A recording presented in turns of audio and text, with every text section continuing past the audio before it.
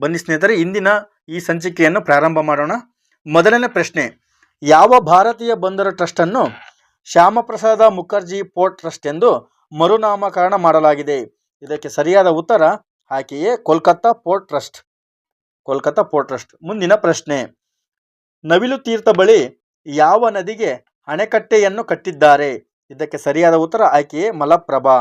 ಮುಂದಿನ ಪ್ರಶ್ನೆ, ಮಾದಕ ದ್ರವ್ಯ ಮತ್ತು ಅಕ್ರಮ ಕಳ್ಳ ಸಾಗಾಣಿಕೆ ವಿರುದ್ಧ ಅಂತಾರಾಷ್ಟ್ರೀಯ ದಿನವನ್ನು ಯಾವಾಗ ಆಚರಿಸುತ್ತಾರೆ? ಇದಕ್ಕೆ ಸರಿಯಾದ ಉತ್ತರ ಆಯ್ಕೆ ಬಿ, ಜೂನ್ 26. ಮುಂದಿನ ಪ್ರಶ್ನೆ, ಕರ್ನಾಟಕದ ಮೊದಲ ಉಪಮುಖ್ಯಮಂತ್ರಿ ಯಾರು? ಸರಿಯಾದ ಉತ್ತರ ಎಸ್.ಎಂ. ಕೃಷ್ಣ. ಉಪಮುಖ್ಯಮಂತ್ರಿ ಮತ್ತು ಉಪ ಪ್ರಧಾನಮಂತ್ರಿ ಹುದ್ದೆಗಳು ಸಾಂವಿಧಾನಿಕ ಹುದ್ದೆಗಳಾಗಿರುವುದಿಲ್ಲ.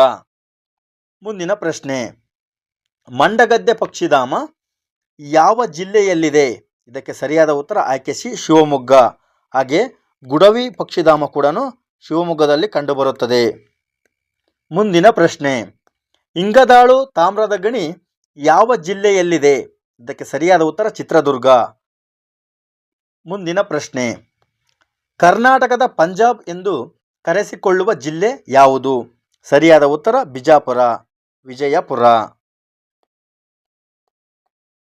ವಿಜಯಪುರ. ಮುಂದಿನ ಪ್ರಶ್ನೆ, ಒಂದು ಹಾರ್ಸ್ ಪವರ್ ಎಷ್ಟು ವ್ಯಾಟ್ಗಳಿಗೆ ಸಮ? ಇದಕ್ಕೆ ಸರಿಯಾದ ಉತ್ತರ 746 ವ್ಯಾಟ್ಗಳು. ಮುಂದಿನ ಪ್ರಶ್ನೆ, 9ನೇ ಪ್ರಶ್ನೆ, ಕರ್ನಾಟಕ ಕೇಸರಿ ಎಂದು ಹೆಸರಾದ ಸ್ವಾತಂತ್ರ್ಯ ಹೋರಾಟಗಾರ ಯಾರು? ಇದಕ್ಕೆ ಸರಿಯಾದ ಉತ್ತರ ಆಯ್ಕೆ ಬಿ, ಗಂಗಾಧರ್ ರಾವ್ ದೇಶಪಾಂಡೆ. ಮುಂದಿನ ಪ್ರಶ್ನೆ,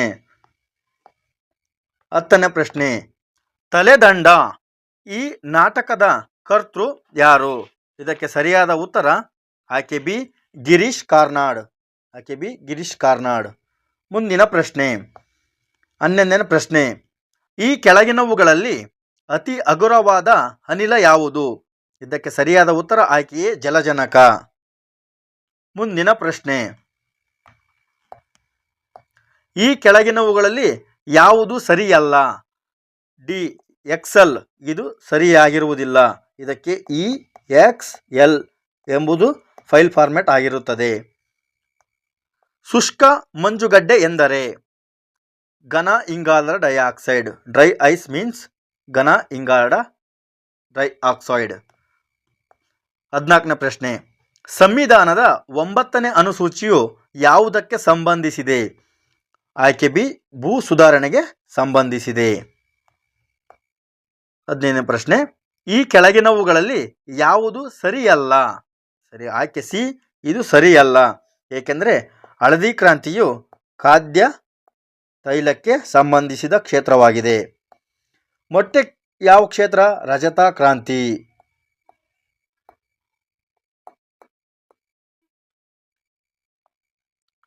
ಮುಂದಿನ ಪ್ರಶ್ನೆ, 16ನೇ ಪ್ರಶ್ನೆ, ಈ ಕೆಳಗಿನವುಗಳಲ್ಲಿ ಯಾವುದು ಭಾರತದ ಸಂವಿಧಾನದ ಪ್ರಸ್ತಾವನೆಯಲ್ಲಿಲ್ಲ? ಸರಿಯಾದ ಉತ್ತರ ಭ್ರಷ್ಟಾಚಾರ ರಹಿತ. ಇದು ಸಂವಿಧಾನದ ಪ್ರಿಯಾಂಬಲ್ ಅಲ್ಲಿ ಕಂಡುಬರುವುದಿಲ್ಲ. ಮುಂದಿನ ಪ್ರಶ್ನೆ, ಈ ಕೆಳಗಿನವುಗಳಲ್ಲಿ ಯಾವುದು ಸರಿ? ಇದಕ್ಕೆ ಸರಿಯಾದ ಉತ್ತರ ರಷ್ಯಾ. ಇದು ಸರಿಯಾಗಿದೆ. ಮುಂದಿನ ಪ್ರಶ್ನೆ, 18ನೇ ಪ್ರಶ್ನೆ, ಕೆಳಗಿನವುಗಳಲ್ಲಿ ಯಾವುದು ದ್ರಾವಿಡ ಭಾಷೆ ಅಲ್ಲ? ಮರಾಠಿ ಇದು ದ್ರಾವಿಡ ಭಾಷೆಯಾಗಿರುವುದಿಲ್ಲ. ಮುಂದಿನ ಪ್ರಶ್ನೆ, ತಾರಾಪುರ ಅಣುಶಕ್ತಿ ಸ್ಥಾವರ ಯಾವ ರಾಜ್ಯದಲ್ಲಿದೆ?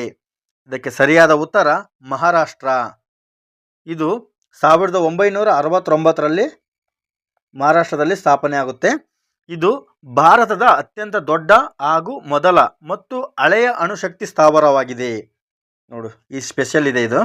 ಮುಂದಿನ ಪ್ರಶ್ನೆ, 20ನೇ ಪ್ರಶ್ನೆ, ಈ ಕೆಳಗಿನವುಗಳಲ್ಲಿ ಯಾವುದು ರಾಜ್ಯ ನಿರ್ದೇಶಕ ತತ್ವಗಳಿಗೆ ಸಂಬಂಧಿಸಿದ್ದು ಅಲ್ಲ?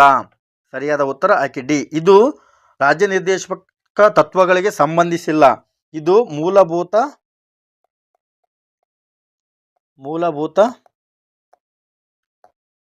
ಕರ್ತವ್ಯಗಳಿಗೆ ಸಂಬಂಧಿಸಿದೆ. ಮೂಲಭೂತ ಕರ್ತವ್ಯಗಳು. ಮುಂದಿನ ಪ್ರಶ್ನೆ, 21ನೇ ಪ್ರಶ್ನೆ, ರಾಜ್ಯ ತುರ್ತು ಪರಿಸ್ಥಿತಿ ಯಾವುದಕ್ಕೆ ಸಂಬಂಧಿಸಿದ್ದು? ರಾಜ್ಯ ತುರ್ತು ಪರಿಸ್ಥಿತಿ ಹೇರುವುದಕ್ಕೆ ಯಾವ ವಿಧಿ ಅನ್ವಯವಾಗುತ್ತೆ ಎಂಬುದು ಈ ಪ್ರಶ್ನೆಯಾಗಿದೆ. ಸರಿಯಾದ ಉತ್ತರ ಆಯ್ಕೆ ಬಿ 356. ಹಾಗಾದರೆ 352 ರಾಷ್ಟ್ರೀಯ ತುರ್ತು ಪರಿಸ್ಥಿತಿ. 360 ಹಣಕಾಸು ತುರ್ತು ಪರಿಸ್ಥಿತಿ. ನೆನಪಿರಲಿ ಸ್ನೇಹಿತರೆ. ಮುಂದಿನ ಪ್ರಶ್ನೆ, ಈ ಕೆಳಗಿನವುಗಳಲ್ಲಿ ಯಾವುದು ಸರಿ? ಇದಕ್ಕೆ ಸರಿಯಾದ ಉತ್ತರ ಇವುಗಳಲ್ಲಿ ಎಲ್ಲವೂ ಸರಿ ಇದೆ. 14ನೇ ವಿಧಿ, 15ನೇ ವಿಧಿ, 16ನೇ ವಿಧಿ ಇವೆಲ್ಲ ಸರಿ ಇದೆ. ಇವು ಮೂಲಭೂತ ಹಕ್ಕುಗಳಲ್ಲಿ ಕಂಡುಬರುತ್ತದೆ.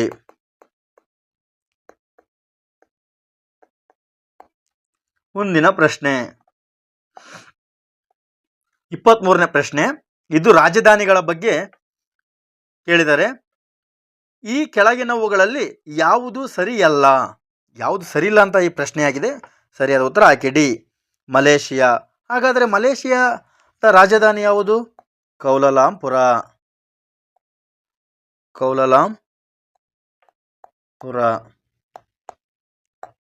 ಮುಂದಿನ ಪ್ರಶ್ನೆ, ಈ ಕೆಳಗಿನವುಗಳಲ್ಲಿ ಯಾವುದು ಕೇಂದ್ರ ಪಟ್ಟಿಯಲ್ಲಿಲ್ಲ? ಸರಿಯಾದ ಉತ್ತರ ನೀರಾವರಿ. ಇದು ರಾಜ್ಯ ಪಟ್ಟಿಯಲ್ಲಿ ಕಂಡುಬರುತ್ತದೆ.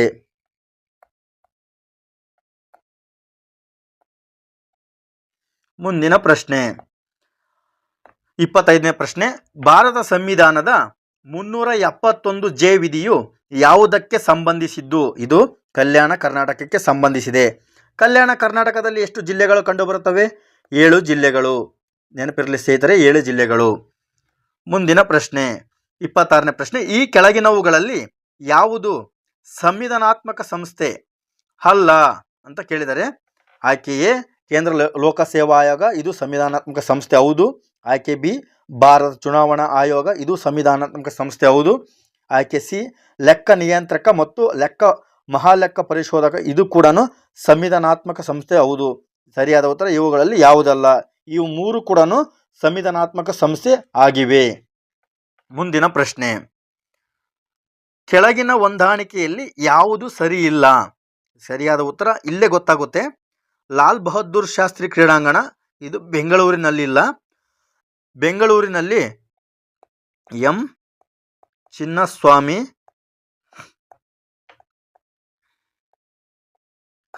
ಕ್ರೀಡಾಂಗಣ ಕಂಡುಬರುತ್ತದೆ. ಎಂ ಚಿನ್ನಸ್ವಾಮಿ. ಮುಂದಿನ ಪ್ರಶ್ನೆ, ಈ ಕೆಳಗಿನವುಗಳಲ್ಲಿ ಯಾವುದು ಸರ್ಚ್ ಇಂಜಿನ್? ಸರಿಯಾದ ಉತ್ತರ ಇವುಗಳಲ್ಲಿ ಎಲ್ಲವೂ. ಗೂಗಲ್, ಯಾಹೂ, ಬಿಂಗ್ ಇವು 3 ಕೂಡ ಸರ್ಚ್ ಇಂಜಿನ್ಗಳಾಗಿವೆ. ಮುಂದಿನ ಪ್ರಶ್ನೆ, LCD ಅನ್ನು ವಿಸ್ತರಿಸಿ.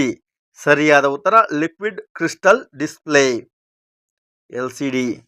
ಮುಂದಿನ ಪ್ರಶ್ನೆ, ಕರ್ನಾಟಕ ಪೊಲೀಸ್ ಅಕಾಡೆಮಿ ಎಲ್ಲಿದೆ? ಮೈಸೂರಿನಲ್ಲಿ ಕಂಡುಬರುತ್ತದೆ ಕರ್ನಾಟಕ ಪೊಲೀಸ್ ಅಕಾಡೆಮಿ. ಕರ್ನಾಟಕದ ಮಾರ್ಟಿನ್ ಲೂಥರ್ ಎಂದು ಯಾರನ್ನು ಕರೆಯುತ್ತಾರೆ?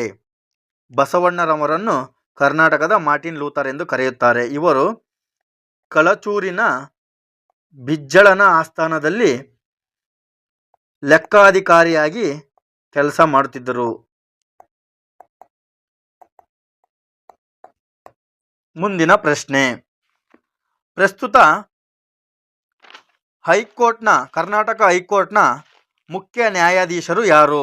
ಇದು 2020ರಲ್ಲಿ ನಡೆದಂಥ ಪ್ರಶ್ನೆ ಪತ್ರಿಕೆ ಆಗಿರೋದ್ರಿಂದ ನಾವು ಈ ಪ್ರಚಲಿತವಾಗಿ ಈ ತಿಂಗಳು ಅಂದರೆ 2024 ಆಗಸ್ಟ್ ತಿಂಗಳಲ್ಲಿ ಯಾರು ಇದ್ದಾರೆ ಅಂತ ನೋಡೋದಾದರೆ, ಈಗ ಪ್ರಸ್ತುತವಾಗಿ ನೀಲೈ ವಿಪಿನಚಂದ್ರ ಹಂಜಾರಿಯಾ ಇವರು ಪ್ರಸ್ತುತ ಕರ್ತವ್ಯವನ್ನು ನಿರ್ವಹಿಸುತ್ತಿದ್ದಾರೆ. ಮುಂದಿನ ಪ್ರಶ್ನೆ 33ನೇ ಪ್ರಶ್ನೆ, ಮೈ ಕಂಟ್ರಿ ಮೈ ಲೈಫ್ ಈ ಪುಸ್ತಕದ ಲೇಖಕರು ಯಾರು? ಸರಿಯಾದ ಉತ್ತರ LK ಅಡ್ವಾಣಿ. ಮುಂದಿನ ಪ್ರಶ್ನೆ, ಗದುಗಿನ ಭಾರತವನ್ನು ರಚಿಸಿದವರು ಯಾರು? ಸರಿಯಾದ ಉತ್ತರ ಕುಮಾರವ್ಯಾಸ. ಇವರನ್ನು ರೂಪಕ ಸಾಮ್ರಾಜ್ಯದ ಚಕ್ರವರ್ತಿ ಎಂದು ಕರೆಯುತ್ತಾರೆ.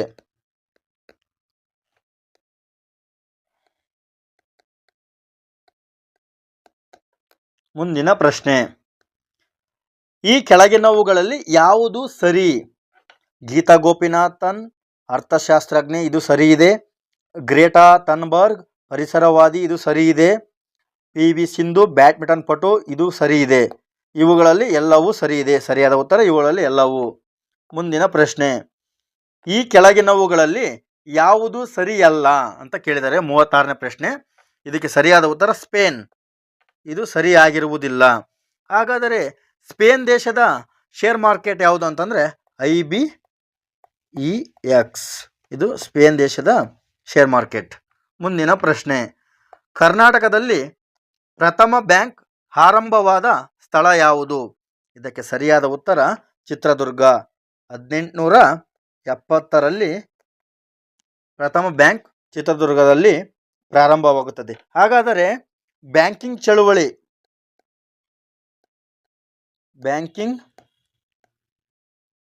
ಚಳುವಳಿ ತೊಟ್ಟಿಲು ಎಂಬುದು ಮಂಗಳೂರನ್ನು ಕರೆಯುತ್ತಾರೆ. ಮುಂದೆ ಪ್ರಶ್ನೆ ಬರಬಹುದು, ಬ್ಯಾಂಕಿಂಗ್ ಚಳುವಳಿಯ ತೊಟ್ಟಿಲು ಅಂತ ಮಂಗಳೂರು ಸರಿಯಾದ ಉತ್ತರ. ಮುಂದಿನ ಪ್ರಶ್ನೆ, ಇದು ಮೆಂಟಲಿಬಿಟಿ ಪ್ರಶ್ನೆಯಾಗಿದೆ. ಈ ಪ್ರಶ್ನೆಗೆ ಸರಿಯಾದ ಉತ್ತರ 25,000 ರು ಅಸಲಿಗೆ 4% ಬಡ್ಡಿ, ವಾರ್ಷಿಕ ಬಡ್ಡಿ ದರದಂತೆ 2 ವರ್ಷಗಳಿಗೆ ಆಗುವ ಸರಳ ಬಡ್ಡಿ ಎಷ್ಟು ಎಂಬುದು ಈ ಪ್ರಶ್ನೆಯಾಗಿದೆ. ಇದಕ್ಕೆ ಸರಿಯಾದ ಉತ್ತರ 2,000. ಮುಂದಿನ ಪ್ರಶ್ನೆ 39ನೇ ಪ್ರಶ್ನೆಗೆ ಸರಿಯಾದ ಉತ್ತರ 324. ಮುಂದಿನ ಪ್ರಶ್ನೆ 40ನೇ ಪ್ರಶ್ನೆ. ಇದಕ್ಕೆ ಸರಿಯಾದ ಉತ್ತರ ಆಯ್ಕೆ ಬಿ 1. ಮುಂದಿನ ಪ್ರಶ್ನೆ 41ನೇ ಪ್ರಶ್ನೆ, ತೇಜಸ್ಸು ಎಂಬುದು ಒಂದು. ಇದಕ್ಕೆ ಸರಿಯಾದ ಉತ್ತರ ಆಯ್ಕೆ ಸಿ ಯುದ್ಧ ವಿಮಾನ. 41ನೇ ಪ್ರಶ್ನೆಗೆ ಯುದ್ಧ ವಿಮಾನ. ಮುಂದಿನ ಪ್ರಶ್ನೆ, ಈ ಕೆಳಗಿನವುಗಳಲ್ಲಿ ಯಾವುದು ಸರಿ ಇಲ್ಲ ಎಂಬುದಾಗಿದೆ. ಆಯ್ಕೆ ಡಿ, ಇದು ಸರಿ ಇಲ್ಲ. ಹುಲಿಕಲ್ ಘಾಟ್, ಶಿವಮೊಗ್ಗ ಮತ್ತು ತುಮಕೂರು ಅಂತ ಐತಿ, ಇದು ಸರಿಯಲ್ಲ. ಮುಂದಿನ ಪ್ರಶ್ನೆ,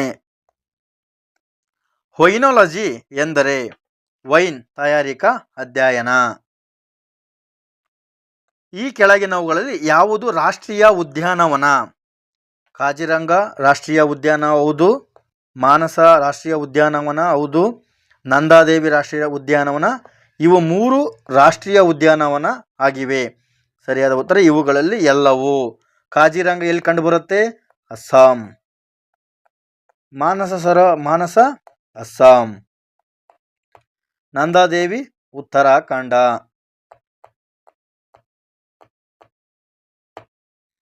ಮುಂದಿನ ಪ್ರಶ್ನೆ, ರಾಷ್ಟ್ರೀಯ ಷೇರು ವಿನಿಮಯ ಕೇಂದ್ರ ಎಲ್ಲಿದೆ?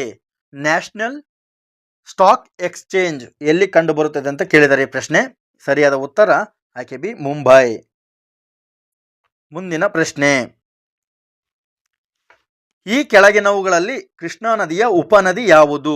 ಸರಿಯಾದ ಉತ್ತರ ಇವುಗಳಲ್ಲಿ ಎಲ್ಲವೂ ಕೃಷ್ಣಾ ನದಿಯ ಉಪನದಿ. ಮಲಪ್ರಭಾ, ಘಟಪ್ರಭಾ, ಭೀಮಾ ಇವು 3 ಕೂಡ ಕೃಷ್ಣಾ ನದಿಯ ಉಪನದಿ. ಮುಂದಿನ ಪ್ರಶ್ನೆ, ದಾಲ್ ಸರೋವರ ಎಲ್ಲಿ ಕಂಡುಬರುತ್ತದೆ? ದಾಲ್ ಸರೋವರ ಜಮ್ಮು ಕಾಶ್ಮೀರದ ಶ್ರೀನಗರ. ಸರಿಯಾದ ಉತ್ತರ ಜಮ್ಮು ಕಾಶ್ಮೀರ. ಮುಂದಿನ ಪ್ರಶ್ನೆ 48ನೇ ಪ್ರಶ್ನೆ, ಇದು ಬಹಳ ಇಂಪಾರ್ಟೆಂಟು, ಯಾರು ಕನ್ಫ್ಯೂಸ್ ಮಾಡ್ಕೋಬೇಡ್ರಿ. ಪ್ರಶ್ನೆ ಬಂದಾಗ ಕಾವೇರಿ ನದಿ ನೀರು ಹಂಚಿಕೆ ಸಮಸ್ಯೆ ಇರುವುದು ಇವುಗಳ ಮಧ್ಯೆ ಯಾವ ರಾಜ್ಯಗಳ ಮಧ್ಯೆ ಕಾವೇರಿ ನೀರು ಹಂಚಿಕೆ ಸಮಸ್ಯೆ ಇದೆ ಎಂಬುದು ಈ ಪ್ರಶ್ನೆಯಾಗಿದೆ. ಸರಿಯಾದ ಉತ್ತರ ಕರ್ನಾಟಕ, ತಮಿಳುನಾಡು, ಕೇರಳ ಮತ್ತು ಪುದುಚೇರಿ 4 ರಾಜ್ಯಗಳಿಗೆ ಸಂಬಂಧಿಸಿದೆ. ಮುಂದಿನ ಪ್ರಶ್ನೆ, ಉದಯವಾಗಲಿ ಚೆಲುವ ಕನ್ನಡ ನಾಡು ಎಂಬ ಗೀತೆ ಬರೆದವರು? ಆಯ್ಕೆ ಬಿ ಹುಯಿಲಗೋಳ ನಾರಾಯಣ ರಾವ್. ಮುಂದಿನ ಪ್ರಶ್ನೆ, ಕರ್ನಾಟಕದ ಕುಲಪುರೋಹಿತರು ಯಾರು? ಆಲೂರು ವೆಂಕಟರಾಯರು ಕರ್ನಾಟಕ ಕುಲಪುರೋಹಿತರು. ಮುಂದಿನ ಪ್ರಶ್ನೆ 51ನೇ ಪ್ರಶ್ನೆ, ಇದು 2020ರಲ್ಲಿ ನಡೆದಂತಹ ಪರೀಕ್ಷೆ ಆಗಿದೆ. 2020ರ ಜನವರಿ 27ರಂದು ವಿಧಾನ ಪರಿಷತ್ತನ್ನು ರದ್ದುಗೊಳಿಸಿದ ರಾಜ್ಯ ಯಾವುದಂತ? ಆ ಕೀ ಆನ್ಸರಲ್ಲಿ ಆಂಧ್ರ ಪ್ರದೇಶ ಇದೆ, ಆದರೆ ಇನ್ನೂ ರದ್ದಾಗಿಲ್ಲ. ಆಂಧ್ರ ಪ್ರದೇಶ ಇನ್ನೂ ರದ್ದಾಗಿಲ್ಲ, ನೆನಪಿರ್ಬೇಕು ಸ್ನೇಹಿತರೆ ನಿಮಗೆ, ರದ್ದಾಗಿಲ್ಲ. ಮುಂದಿನ ಪ್ರಶ್ನೆ, ಕೋವಿಡ್-19 ವಿರುದ್ಧ ಹೋರಾಟಕ್ಕಾಗಿ ಕೇಂದ್ರ ಸರ್ಕಾರ ಯಾವ ನಿಧಿಯನ್ನು ಸ್ಥಾಪಿಸಿದೆ? ಸರಿಯಾದ ಉತ್ತರ PM ಕೇರ್ಸ್ ಫಂಡ್. ಆಯ್ಕೆ ಬಿ PM ಕೇರ್ಸ್ ಫಂಡ್. ಮುಂದಿನ ಪ್ರಶ್ನೆ 53ನೇ ಪ್ರಶ್ನೆ. ಈ ಕೆಳಗಿನವುಗಳಲ್ಲಿ ಯಾವುದು ಶೇಕಡಾವಾರು ಹೆಚ್ಚು ಇಂಗಾಲ ಅನಿಲವನ್ನು ಹೊಂದಿದೆ? ಇದಕ್ಕೆ ಸರಿಯಾದ ಉತ್ತರ ಆಯ್ಕೆ ಅಂಥ್ರಾಸೈಟ್. ಮುಂದಿನ ಪ್ರಶ್ನೆ 54ನೇ ಪ್ರಶ್ನೆ. ಸತೀಶ್ ಧವನ್ ಉಪಗ್ರಹ ಉಡಾವಣಾ ಕೇಂದ್ರ ಎಲ್ಲಿದೆ? ಇದಕ್ಕೆ ಸರಿಯಾದ ಉತ್ತರ ಆಯ್ಕೆ ಡಿ ಶ್ರೀಹರಿಕೋಟಾ. ಆಯ್ಕೆ ಡಿ ಶ್ರೀಹರಿಕೋಟಾ. ಶ್ರೀಹರಿಕೋಟಾ ಎಲ್ಲಿ ಕಂಡುಬರುತ್ತದೆ? ಇದು ಆಂಧ್ರ ಪ್ರದೇಶದಲ್ಲಿ ಕಂಡುಬರುತ್ತದೆ. ಆಂಧ್ರ ಪ್ರದೇಶ. ಹಾಗಾದರೆ ಪ್ರಚಲಿತ ವಿದ್ಯಮಾನಕ್ಕೆ ಸಂಬಂಧಿಸಿದ ಇನ್ನೊಂದು ಪ್ರಶ್ನೆ ಉದ್ಭವ ಆಗುವುದು ಹೆಂಗಂದರೆ, ಎರಡನೇ ಉಪಗ್ರಹ ಉಡಾವಣಾ ಕೇಂದ್ರ ಎಲ್ಲಿ ಸ್ಥಾಪಿಸಲಾಗುತ್ತಿದೆ ಎಂಬುದು ಕ್ವಶನ್ ಆದರೆ ತಮಿಳುನಾಡಿನ ಕುಲಶೇಖರ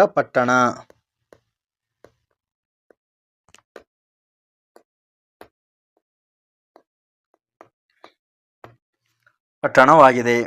ಮುಂದಿನ ಪ್ರಶ್ನೆ 55ನೇ ಪ್ರಶ್ನೆ. ಈ ಕೆಳಗಿನ ರಾಜ್ಯಗಳಲ್ಲಿ ಯಾವುದು ಪಾಕಿಸ್ತಾನದೊಂದಿಗೆ ಗಡಿಯನ್ನು ಹೊಂದಿಲ್ಲ? ಗುಜರಾತ್ ಹೊಂದಿದೆ, ರಾಜಸ್ಥಾನ್ ಹೊಂದಿದೆ, ಪಂಜಾಬ್ ಹೊಂದಿದೆ. ಇವುಗಳಲ್ಲಿ ಯಾವುದಲ್ಲ. ಈ 3 ಸ್ಟೇಟು ಪಾಕಿಸ್ತಾನದೊಂದಿಗೆ ಗಡಿಯನ್ನು ಹಂಚಿಕೊಂಡಿವೆ. ಮುಂದಿನ ಪ್ರಶ್ನೆ 56ನೇ ಪ್ರಶ್ನೆ. ಮಜುಲಿ ದ್ವೀಪ ಇರುವ ನದಿ ಯಾವುದು? ಸರಿಯಾದ ಉತ್ತರ ಬ್ರಹ್ಮಪುತ್ರ. ಮಜುಲಿ ದ್ವೀಪ ಬ್ರಹ್ಮಪುತ್ರ. ಇದು ಯಾವ ರಾಜ್ಯದಲ್ಲಿ ಕಂಡುಬರುತ್ತದೆ ಅಂತಂದರೆ ಅಸ್ಸಾಂ ರಾಜ್ಯ.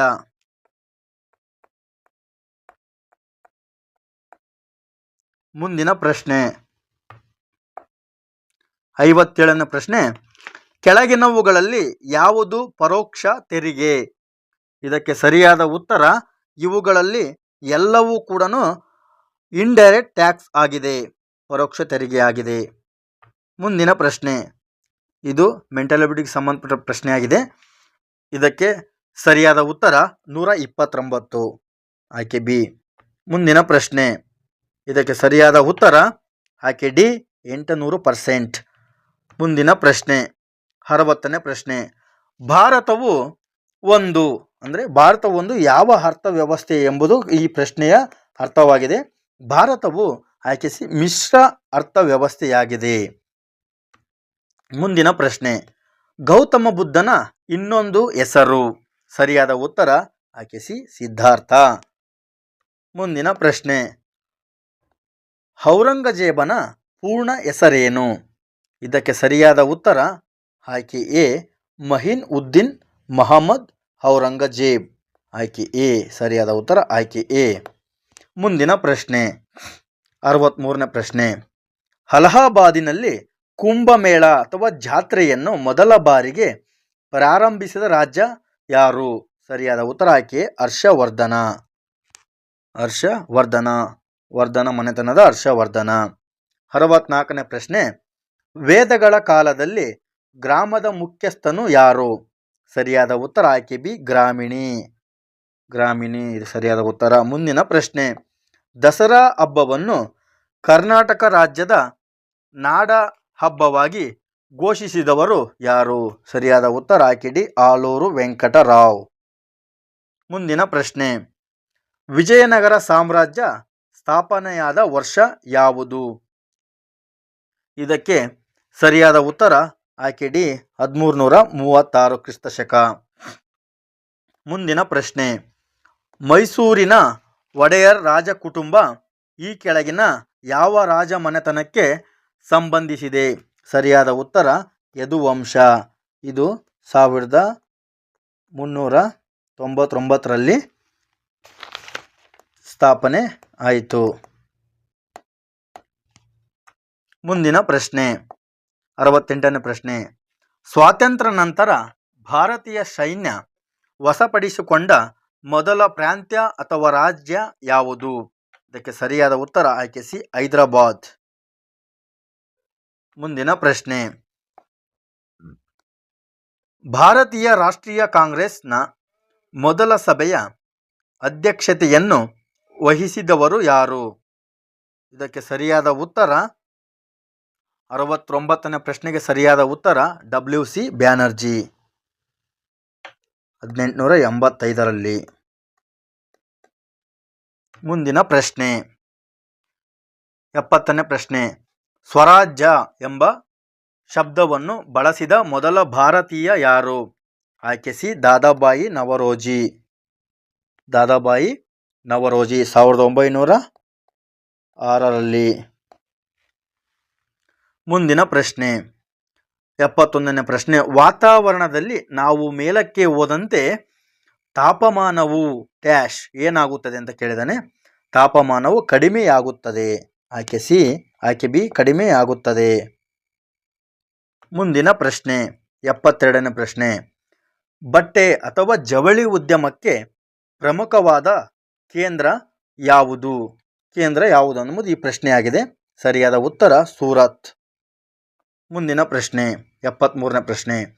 ಕದಂಬ ಸಾಮ್ರಾಜ್ಯದ ರಾಜಧಾನಿ ಯಾವುದು? ಸರಿಯಾದ ಉತ್ತರ ಆಯ್ಕೆ ಸಿ ಬನವಾಸಿ. ಮುಂದಿನ ಪ್ರಶ್ನೆ 74ನೇ ಪ್ರಶ್ನೆ. ಜಗತ್ತಿನ ಅತ್ಯಂತ ಎತ್ತರವಾದ ಯುದ್ಧ ಭೂಮಿ ಯಾವುದು? ಸರಿಯಾದ ಉತ್ತರ ಸಿಯಾಚಿನ್. ಸಿಯಾಚಿನ್. ಮುಂದಿನ ಪ್ರಶ್ನೆ. ಲಡಾಖ್ ಲಡಾಖ್ ಯಾವ ಥರದ ಮರುಭೂಮಿ ಎಂಬುದು ಈ ಪ್ರಶ್ನೆಯಾಗಿದೆ. 75ನೇ ಪ್ರಶ್ನೆ. ತಂಪಾದ ಮರುಭೂಮಿ. ಲಡಾಖ್ ಒಂದು ತಂಪಾದ ಕೋಲ್ಡ್ ಡೆಸರ್ಟ್. ಮುಂದಿನ ಪ್ರಶ್ನೆ. SIDBI ಅನ್ನು ವಿಸ್ತರಿಸಿ ಬರೆಯಿರಿ ಎಂಬುದು ಈ ಪ್ರಶ್ನೆಯಾಗಿದೆ. ಇದಕ್ಕೆ ಸರಿಯಾದ ಉತ್ತರ small industrial development bank of India.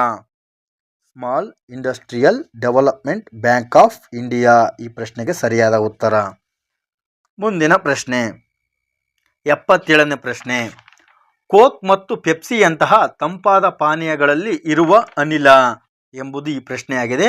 ಸರಿಯಾದ ಉತ್ತರ ಆಯ್ಕೆ ಬಿ ಇಂಗಾಲದ ಡೈಆಕ್ಸೈಡ್. ಮುಂದಿನ ಪ್ರಶ್ನೆ 78ನೇ ಪ್ರಶ್ನೆ. ಪ್ರಥಮ ಬಾರಿಗೆ ಭಾರತದ ರಾಷ್ಟ್ರೀಯ ಆದಾಯವನ್ನು ಅಂದಾಜಿಸಿದವರು ಯಾರು? ಇದಕ್ಕೆ ಸರಿಯಾದ ಉತ್ತರ ಆಯ್ಕೆ ಡಿ ದಾದಾಬಾಯಿ ನವರೋಜಿ. 1867ರಲ್ಲಿ ಆದಾಯವನ್ನು ಅಂದಾಜಿಸಿದರು. ಮುಂದಿನ ಪ್ರಶ್ನೆ. ರಾಫೇಲ್ ವಿಮಾನ ತಯಾರಿಕೆಯನ್ನು ಮಾಡುವ ಡೆಸಾಲ್ಟ್ ಎಂಬ ಸಂಸ್ಥೆ ಯಾವ ದೇಶದಲ್ಲಿದೆ? ಡೆಸಾಲ್ಟ್ ಎಂಬ ಸಂಸ್ಥೆ ಫ್ರಾನ್ಸ್ ದೇಶದಲ್ಲಿ ಕಂಡುಬರುತ್ತದೆ. ಸರಿಯಾದ ಉತ್ತರ ಫ್ರಾನ್ಸ್. ಮುಂದಿನ ಪ್ರಶ್ನೆ 80ನೇ ಪ್ರಶ್ನೆ. ಸುಂದರ್ಬನ್ ಅರಣ್ಯವು ಭಾರತದ ಯಾವ ರಾಜ್ಯದಲ್ಲಿ ಕಂಡುಬರುತ್ತದೆ? ಸರಿಯಾದ ಉತ್ತರ ಪಶ್ಚಿಮ ಬಂಗಾಳ. ಮುಂದಿನ ಪ್ರಶ್ನೆ. ಈ ಕೆಳಗಿನ ಯಾವ ಬೆಳೆಯನ್ನು ಬೆಳೆಯಲು ನೀರನ್ನು ತಡೆಹಿಡಿಯುವಿಕೆ ಅವಶ್ಯವಾಗಿದೆ? ಸರಿಯಾದ ಉತ್ತರ ಆಯ್ಕೆ ಬಿ ಅಕ್ಕಿ, ಭತ್ತ. ಮುಂದಿನ ಪ್ರಶ್ನೆ. ಎಲ್ಲ ಪೂರ್ಣ ಸಮಾಜವು ಎದುರಿಸುತ್ತಿರುವ ಮುಖ್ಯ ಆರ್ಥಿಕ ಸಮಸ್ಯೆ ಏನು ಎಂಬುದು ಈ ಪ್ರಶ್ನೆಯಾಗಿದೆ. ಆಯ್ಕೆ ಡಿ ಕೊರತೆ. ಸರಿಯಾದ ಉತ್ತರ ಕೊರತೆ. ಮುಂದಿನ ಪ್ರಶ್ನೆ 83ನೇ ಪ್ರಶ್ನೆ. ಕನಿಷ್ಠ ಬೆಂಬಲ ಬೆಲೆ ಎಂದರೇನು? ಸರಿಯಾದ ಉತ್ತರ ಹೆಚ್ಚುವರಿ. ಆಯ್ಕೆ ಬಿ ಹೆಚ್ಚುವರಿ. ಮುಂದಿನ ಪ್ರಶ್ನೆ 84ನೇ ಪ್ರಶ್ನೆ. ಬಂಡವಾಳಶಾಹಿತ್ವ ಎಂದರೇನು? ಇದಕ್ಕೆ ಸರಿಯಾದ ಉತ್ತರ ಬಂಡವಾಳದ ಮೇಲೆ ಖಾಸಗಿ ಸ್ವಾಮ್ಯದ ಮಾಲೀಕತ್ವ. ಆಯ್ಕೆ ಸಿ. ಸರಿಯಾದ ಉತ್ತರ ಆಯ್ಕೆ ಸಿ. ಮುಂದಿನ ಪ್ರಶ್ನೆ 85ನೇ ಪ್ರಶ್ನೆ. ಬಂಡವಾಳ ಹಿಂತೆಗೆತ ಎಂದರೆ? ಇದಕ್ಕೆ ಸರಿಯಾದ ಉತ್ತರ ಬಂಡವಾಳ ಸ್ವೀಕೃತಿ. ಆಯ್ಕೆ ಸಿ. ಮುಂದಿನ ಪ್ರಶ್ನೆ 86ನೇ ಪ್ರಶ್ನೆ. ಭಾರತದಲ್ಲಿ ಮಕ್ಕಳ ಲಿಂಗಾನುಪಾತ ಕಡಿಮೆಯಾಗಲು ಕಾರಣ? ಸರಿಯಾದ ಉತ್ತರ ಹೆಣ್ಣು ಮಕ್ಕಳ ಭ್ರೂಣ ಹತ್ಯೆ. ಆಯ್ಕೆ ಬಿ ಸರಿಯಾದ ಉತ್ತರ. ಮುಂದಿನ ಪ್ರಶ್ನೆ. ಶುದ್ಧ ಮಾರುಕಟ್ಟೆ ಆರ್ಥಿಕತೆಯು ಯಾರ ಬಯಕೆಗಳನ್ನು ಪೂರೈಸುತ್ತದೆ? ಇದಕ್ಕೆ ಸರಿಯಾದ ಉತ್ತರ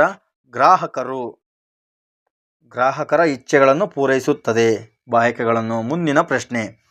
ಸಂಪನ್ಮೂಲ ಎಂದರೆ? ಇದಕ್ಕೆ ಸರಿಯಾದ ಉತ್ತರ ಸರಕು ಮತ್ತು ಸೇವೆಗಳು ಎರಡೂ. ಹೌದು, ಸರಕು ಮತ್ತು ಸೇವೆ ಎರಡು. ಮುಂದಿನ ಪ್ರಶ್ನೆ. YVP ಎಂದರೆ? ಇದಕ್ಕೆ ಸರಿಯಾದ ಉತ್ತರ high yielding varieties program. High yielding varieties program. ಸರಿಯಾದ ಉತ್ತರ ಆಯ್ಕೆ ಸಿ. ಮುಂದಿನ ಪ್ರಶ್ನೆ 90ನೇ ಪ್ರಶ್ನೆ. ಇದು ಮೆಂಟಲ್ ಎಬಿಲಿಟಿಗೆ ಸಂಬಂಧಪಟ್ಟ ಪ್ರಶ್ನೆ. 90ನೇ ಪ್ರಶ್ನೆ ಆಗಿದ್ದು ಇದಕ್ಕೆ ಸರಿಯಾದ ಉತ್ತರ 12%. 12%. ಮುಂದಿನ ಪ್ರಶ್ನೆ, ನೇರ ತೆರಿಗೆಯನ್ನು ಈ ಕೆಳಗಿನ ಯಾವುದರ ಮೇಲೆ ವಿಧಿಸುತ್ತಾರೆ? ಇದಕ್ಕೆ ಸರಿಯಾದ ಉತ್ತರ ವ್ಯಕ್ತಿಗತವಾಗಿ ಮತ್ತು ಕಾರ್ಪೊರೇಷನ್ಗಳು. ಆಯ್ಕೆ ಡಿ. ಸರಿಯಾದ ಉತ್ತರ ಆಯ್ಕೆ ಡಿ. ಮುಂದಿನ ಪ್ರಶ್ನೆ, ಇದು ಮೆಂಟಲ್ ಎಬಿಲಿಟಿ ಪ್ರಶ್ನೆ. ಇದಕ್ಕೆ ಸರಿಯಾದ ಉತ್ತರ ಆಯ್ಕೆ ಸಿ 1:4. ಮುಂದಿನ ಪ್ರಶ್ನೆ, ಇದು ಮೆಂಟಲ್ ಎಬಿಲಿಟಿಗೆ ಸಂಬಂಧಪಟ್ಟ ಪ್ರಶ್ನೆಯಾಗಿರುವುದರಿಂದ ಇದಕ್ಕೆ ಸರಿಯಾದ ಉತ್ತರ 38191. ಸರಿಯಾದ ಉತ್ತರ ಆಯ್ಕೆ ಬಿ. ಮುಂದಿನ ಪ್ರಶ್ನೆ, ಇದು ಮಾನಸಿಕ ಸಾಮರ್ಥ್ಯಕ್ಕೆ ಸಂಬಂಧಿಸಿದ ಪ್ರಶ್ನೆಯಾಗಿದೆ. ಇದಕ್ಕೆ ಸರಿಯಾದ ಉತ್ತರ 3.33%. ಮುಂದಿನ ಪ್ರಶ್ನೆ, ಇದು ಮಾನಸಿಕ ಸಾಮರ್ಥ್ಯದ ಪ್ರಶ್ನೆಯಾಗಿದೆ. ಇದಕ್ಕೆ ಸರಿಯಾದ ಉತ್ತರ 22. ಮುಂದಿನ ಪ್ರಶ್ನೆ, ಇದು ಮಾನಸಿಕ ಸಾಮರ್ಥ್ಯದ ಪ್ರಶ್ನೆಯಾಗಿದೆ. ಇದಕ್ಕೆ ಸರಿಯಾದ ಉತ್ತರ ಆಯ್ಕೆ ಸಿ 110. ಮುಂದಿನ ಪ್ರಶ್ನೆ, ಇದು ಮಾನಸಿಕ ಸಾಮರ್ಥ್ಯದ ಪ್ರಶ್ನೆಯಾಗಿದೆ. ಇದಕ್ಕೆ ಸರಿಯಾದ ಉತ್ತರ ಆಯ್ಕೆ ಎ. ಮುಂದಿನ ಪ್ರಶ್ನೆ 98ನೇ ಪ್ರಶ್ನೆ, ಕರ್ನಾಟಕದಲ್ಲಿ ಮೆಕ್ಕೆಜೋಳ ಟೆಕ್ನಾಲಜಿ ಪಾರ್ಕ್ ಅನ್ನು ಸ್ಥಾಪಿಸಬೇಕೆಂದಿರುವ ಸ್ಥಳ? ಸರಿಯಾದ ಉತ್ತರ ರಾಣೆಬೆನ್ನೂರು. ಇದು ಹಾವೇರಿ ಜಿಲ್ಲೆಯಲ್ಲಿ ಕಂಡುಬರುತ್ತದೆ. ಮುಂದಿನ ಪ್ರಶ್ನೆ, ಇದು 2019ರ ಪ್ರಚಲಿತ ವಿದ್ಯಮಾನಕ್ಕೆ ಸಂಬಂಧಿಸಿದ ಪ್ರಶ್ನೆ. ICC 2019ರ ಸ್ಪಿರಿಟ್ ಆಫ್ ಕ್ರಿಕೆಟ್ ಪ್ರಶಸ್ತಿ ಪಡೆದವರು ವಿರಾಟ್ ಕೊಹ್ಲಿ. ಇದು ಪ್ರಚಲಿತ ಸಂಬಂಧ 2019ರಲ್ಲಿ ಸಂಬಂಧಪಟ್ಟಿರೋದು ಇದು. ಮುಂದಿನ ಪ್ರಶ್ನೆ 100ನೇ ಪ್ರಶ್ನೆ ಮತ್ತು ಕೊನೆಯ ಪ್ರಶ್ನೆ, ಸ್ವಚ್ಛ ಭಾರತ ಮಿಷನ್ ಯಾವ ಅಂಶಗಳನ್ನು ಒಳಗೊಂಡಿದೆ? ಇದಕ್ಕೆ ಸರಿಯಾದ ಉತ್ತರ ವೈಯಕ್ತಿಕ ಶೌಚಾಲಯಗಳು, ಸಮುದಾಯ ಶೌಚಾಲಯಗಳು, ಘನ ತ್ಯಾಜ್ಯ ನಿರ್ವಹಣೆ, ಇವುಗಳಲ್ಲಿ ಎಲ್ಲವೂ. ಸ್ನೇಹಿತರೆ, ಹೀಗೆ 125 ಪ್ರಶ್ನೆಗಳ ಸರಣಿಯನ್ನು ಮುಂದುವರಿಸೋಣ. ಕರ್ನಾಟಕ ಸ್ಟೇಟ್ ಪೊಲೀಸ್ ಡಿಪಾರ್ಟ್ಮೆಂಟ್ ನಡೆಸಿರುವ ಈ ಎಲ್ಲ ಪ್ರಶ್ನೆ ಪತ್ರಿಕೆಯನ್ನು ಕ್ರೋಢೀಕರಿಸಿ ವಿಡಿಯೋ ಮುಖಾಂತರ ಎಲ್ಲರಿಗೂ ತಲುಪಿಸಬೇಕೆಂಬುದು ನನ್ನ ಗುರಿಯಾಗಿದ್ದು, ಮುಂದಿನ ಪ್ರಶ್ನೆ ಪತ್ರಿಕೆಯನ್ನು ಆದಷ್ಟು ಬೇಗ ವಿವರಣೆ ಸಮೇತವಾಗಿ ನಿಮ್ಮ ಮುಂದೆ ತರುತ್ತೇನೆ. ಈ ಪ್ರಶ್ನೆ ಪತ್ರಿಕೆ ನಿಮಗೆ ಇಷ್ಟವಾದರೆ ನಿಮ್ಮ ಸ್ನೇಹಿತರಿಗೂ ಕೂಡ ಶೇರ್ ಮಾಡಿ. ಧನ್ಯವಾದಗಳು ಸ್ನೇಹಿತರೆ.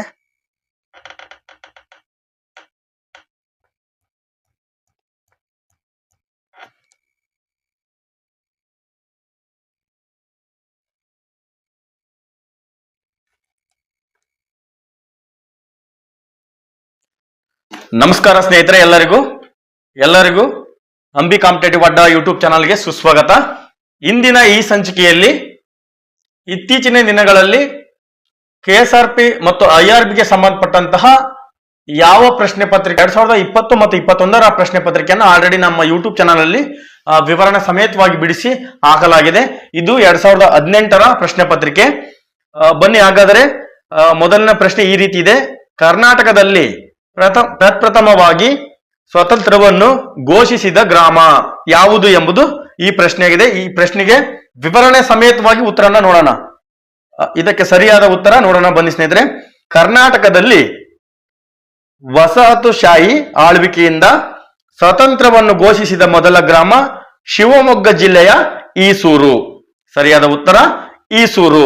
ಸರಿಯಾದ ಉತ್ತರ ಈಸೂರು. 1942ರಲ್ಲಿ ಈಸೂರು ಗ್ರಾಮದ ಜನರು ಬ್ರಿಟಿಷ್ ಆಡಳಿತವನ್ನು ತಿರಸ್ಕರಿಸಿ ತಾವು ಸ್ವತಂತ್ರರು ಎಂದು ಘೋಷಿಸಿಕೊಂಡರು.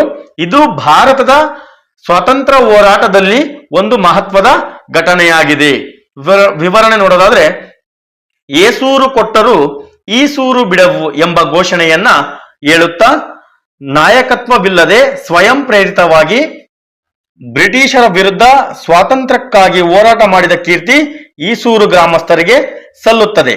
ಗ್ರಾಮಸ್ಥರು 42 ಸೆಪ್ಟೆಂಬರ್ 26ರಂದು ಗ್ರಾಮದ ವೀರಭದ್ರೇಶ್ವರ ದೇವಸ್ಥಾನದ ಮೇಲೆ ಪ್ರತ್ಯೇಕ ತ್ರಿವರ್ಣ ಧ್ವಜವನ್ನು ಹಾರಿಸುವ ಮೂಲಕ ಸ್ವತಂತ್ರ ಗ್ರಾಮ ಎಂದು ಘೋಷಣೆ ಮಾಡಿಕೊಂಡರು.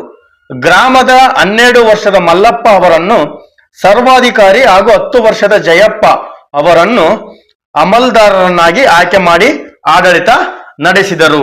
ಇದು ವಿವರಣೆಯಾಗಿ ಈ ಪ್ರಶ್ನೆ ನೋಡಲಾಗಿದೆ. ಎರಡನೇ ಪ್ರಶ್ನೆ, ಭಾರತದ ಅತಿ ಹೆಚ್ಚು ವಾರ್ಷಿಕ ಮಳೆ ವರದಿಯಾಗುವ ಸ್ಥಳ ಯಾವುದು ಎಂಬುದು ಈ ಪ್ರಶ್ನೆಯಾಗಿದೆ. ಇದಕ್ಕೆ ಸರಿಯಾದ ಉತ್ತರ ಮೌಸಿನ್ ರಾಮ್, ಮೇಘಾಲಯ. ಮೇಘಾಲಯ ರಾಜ್ಯದ ಮೌಸಿನ್ ರಾಮ್ ಎಂಬ ಸ್ಥಳ ಭಾರತದಲ್ಲಿ ಅತಿ ಹೆಚ್ಚು ವಾರ್ಷಿಕ ಮಳೆಯನ್ನ ಪಡೆಯೋದು ಅಥವಾ ವರದಿಯಾಗಿರುವ ಸ್ಥಳವಾಗಿದೆ. ವಿವರಣೆಯನ್ನ ನೋಡೋಣ ಬನ್ನಿ ಸ್ನೇಹಿತರೆ. ಭಾರತದಲ್ಲಿ ಅತಿ ಹೆಚ್ಚು ಮಳೆ ಬೀಳುವ ಸ್ಥಳವೆಂದರೆ ಮೇಘಾಲಯ ರಾಜ್ಯದ ಮೌಸಿನ್ ರಾಮ್.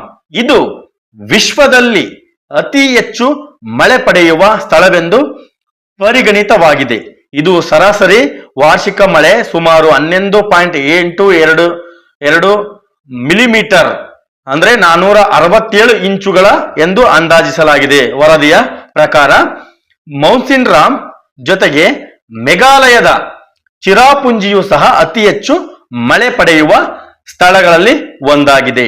ಕರ್ನಾಟಕದ ಆಗುಂಬೆ ಕೂಡ ದಕ್ಷಿಣ ಭಾರತದ ಚಿರಾಪುಂಜಿ ಎಂದು ಕರೆಯಲ್ಪಡುವ ಮತ್ತು ಪಶ್ಚಿಮ ಘಟ್ಟಗಳಲ್ಲಿ ಅತಿ ಹೆಚ್ಚು ಮಳೆ ಪಡೆಯುವ ಪ್ರದೇಶವಾಗಿದೆ.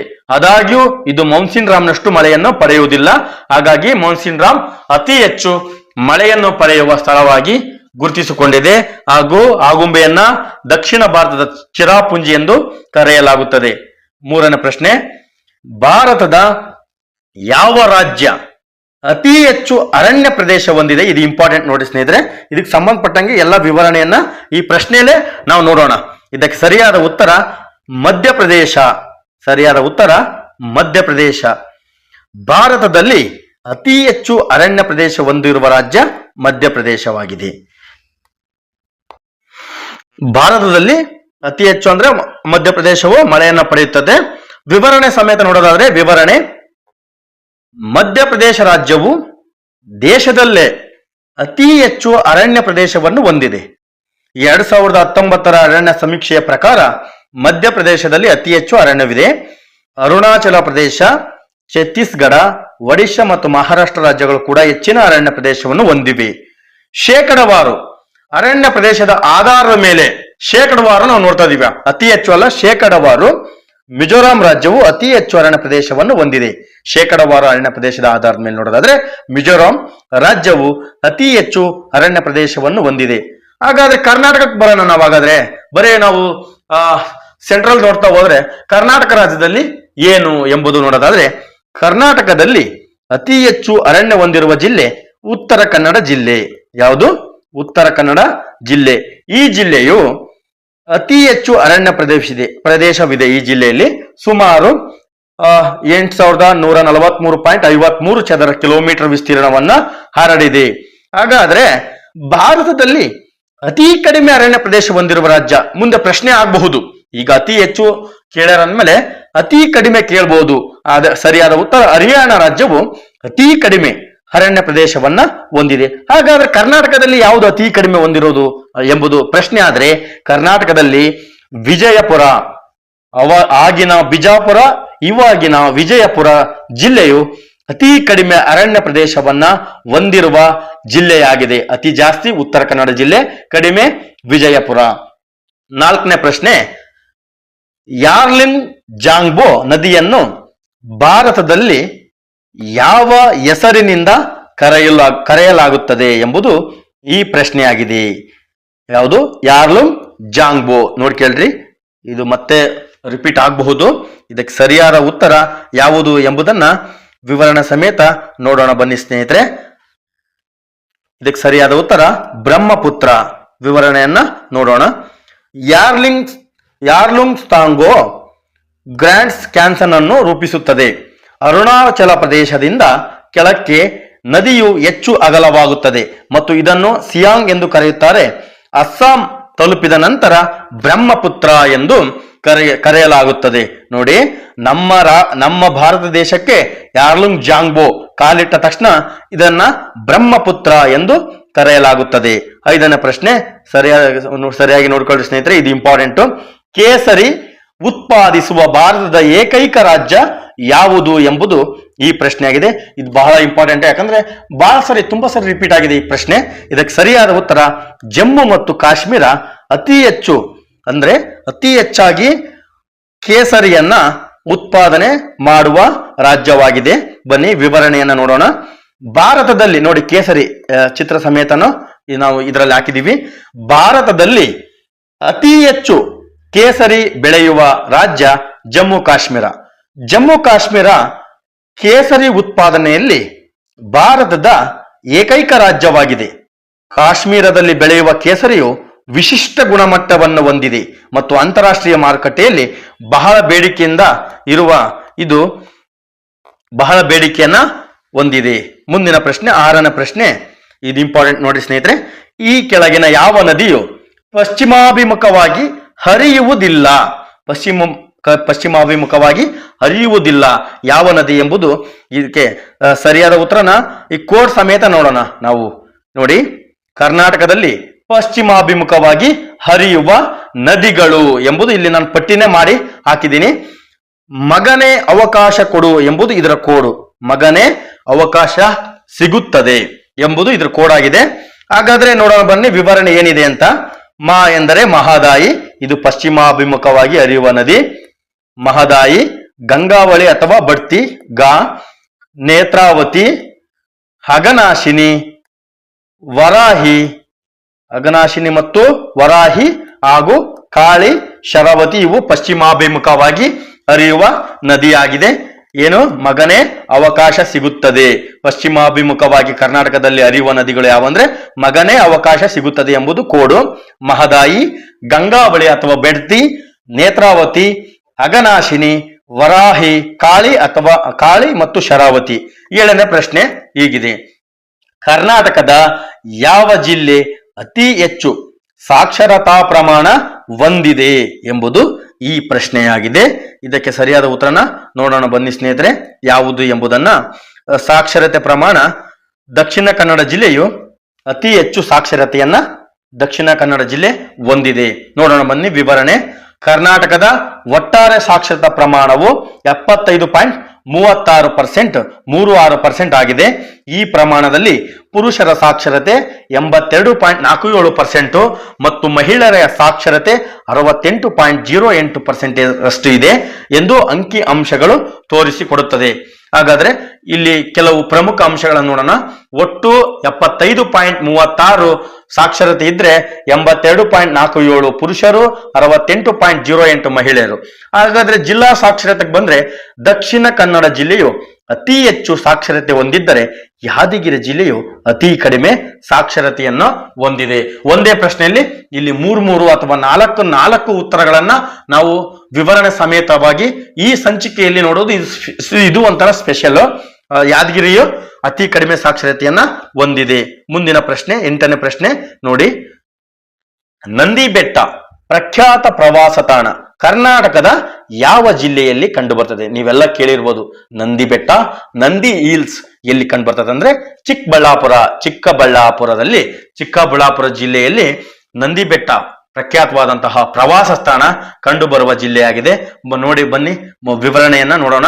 ನೋಡಿ, ನಂದಿ ಬೆಟ್ಟನ ನೋಡ್ಕೊಳ್ರಿ, ಹೋಗಿಲ್ಲ ಅಂದ್ರೆ ಕಣ್ ತುಂಬಿಕೊಳ್ರಿ. ಇಲ್ಲಿಂದ ಮೋಡ ಈ ತರ ಸೂಪರ್ ಆಗಿ ಕಾಣಿಸ್ತದೆ. ಮುಂದೆ ವಿವರಣೆ ನೋಡೋದಾದ್ರೆ, ನಂದಿ ಅಥವಾ ನಂದಿದುರ್ಗ ಎಂದು ಕರೆಯುವ ಪುರಾತನ ಕಾಲದ ಕೋಟೆ. ಇದು ಭಾರತದ ದಕ್ಷಿಣ ಭಾಗದಲ್ಲಿರುವ ಕರ್ನಾಟಕ ರಾಜ್ಯದ ಚಿಕ್ಕಬಳ್ಳಾಪುರ ಜಿಲ್ಲೆಯ ಇರುವ ಗಿರಿಧಾಮವಾಗಿದೆ.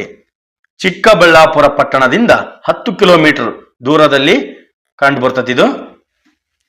ಹಾಗೂ ಬೆಂಗಳೂರು ನಗರದಿಂದ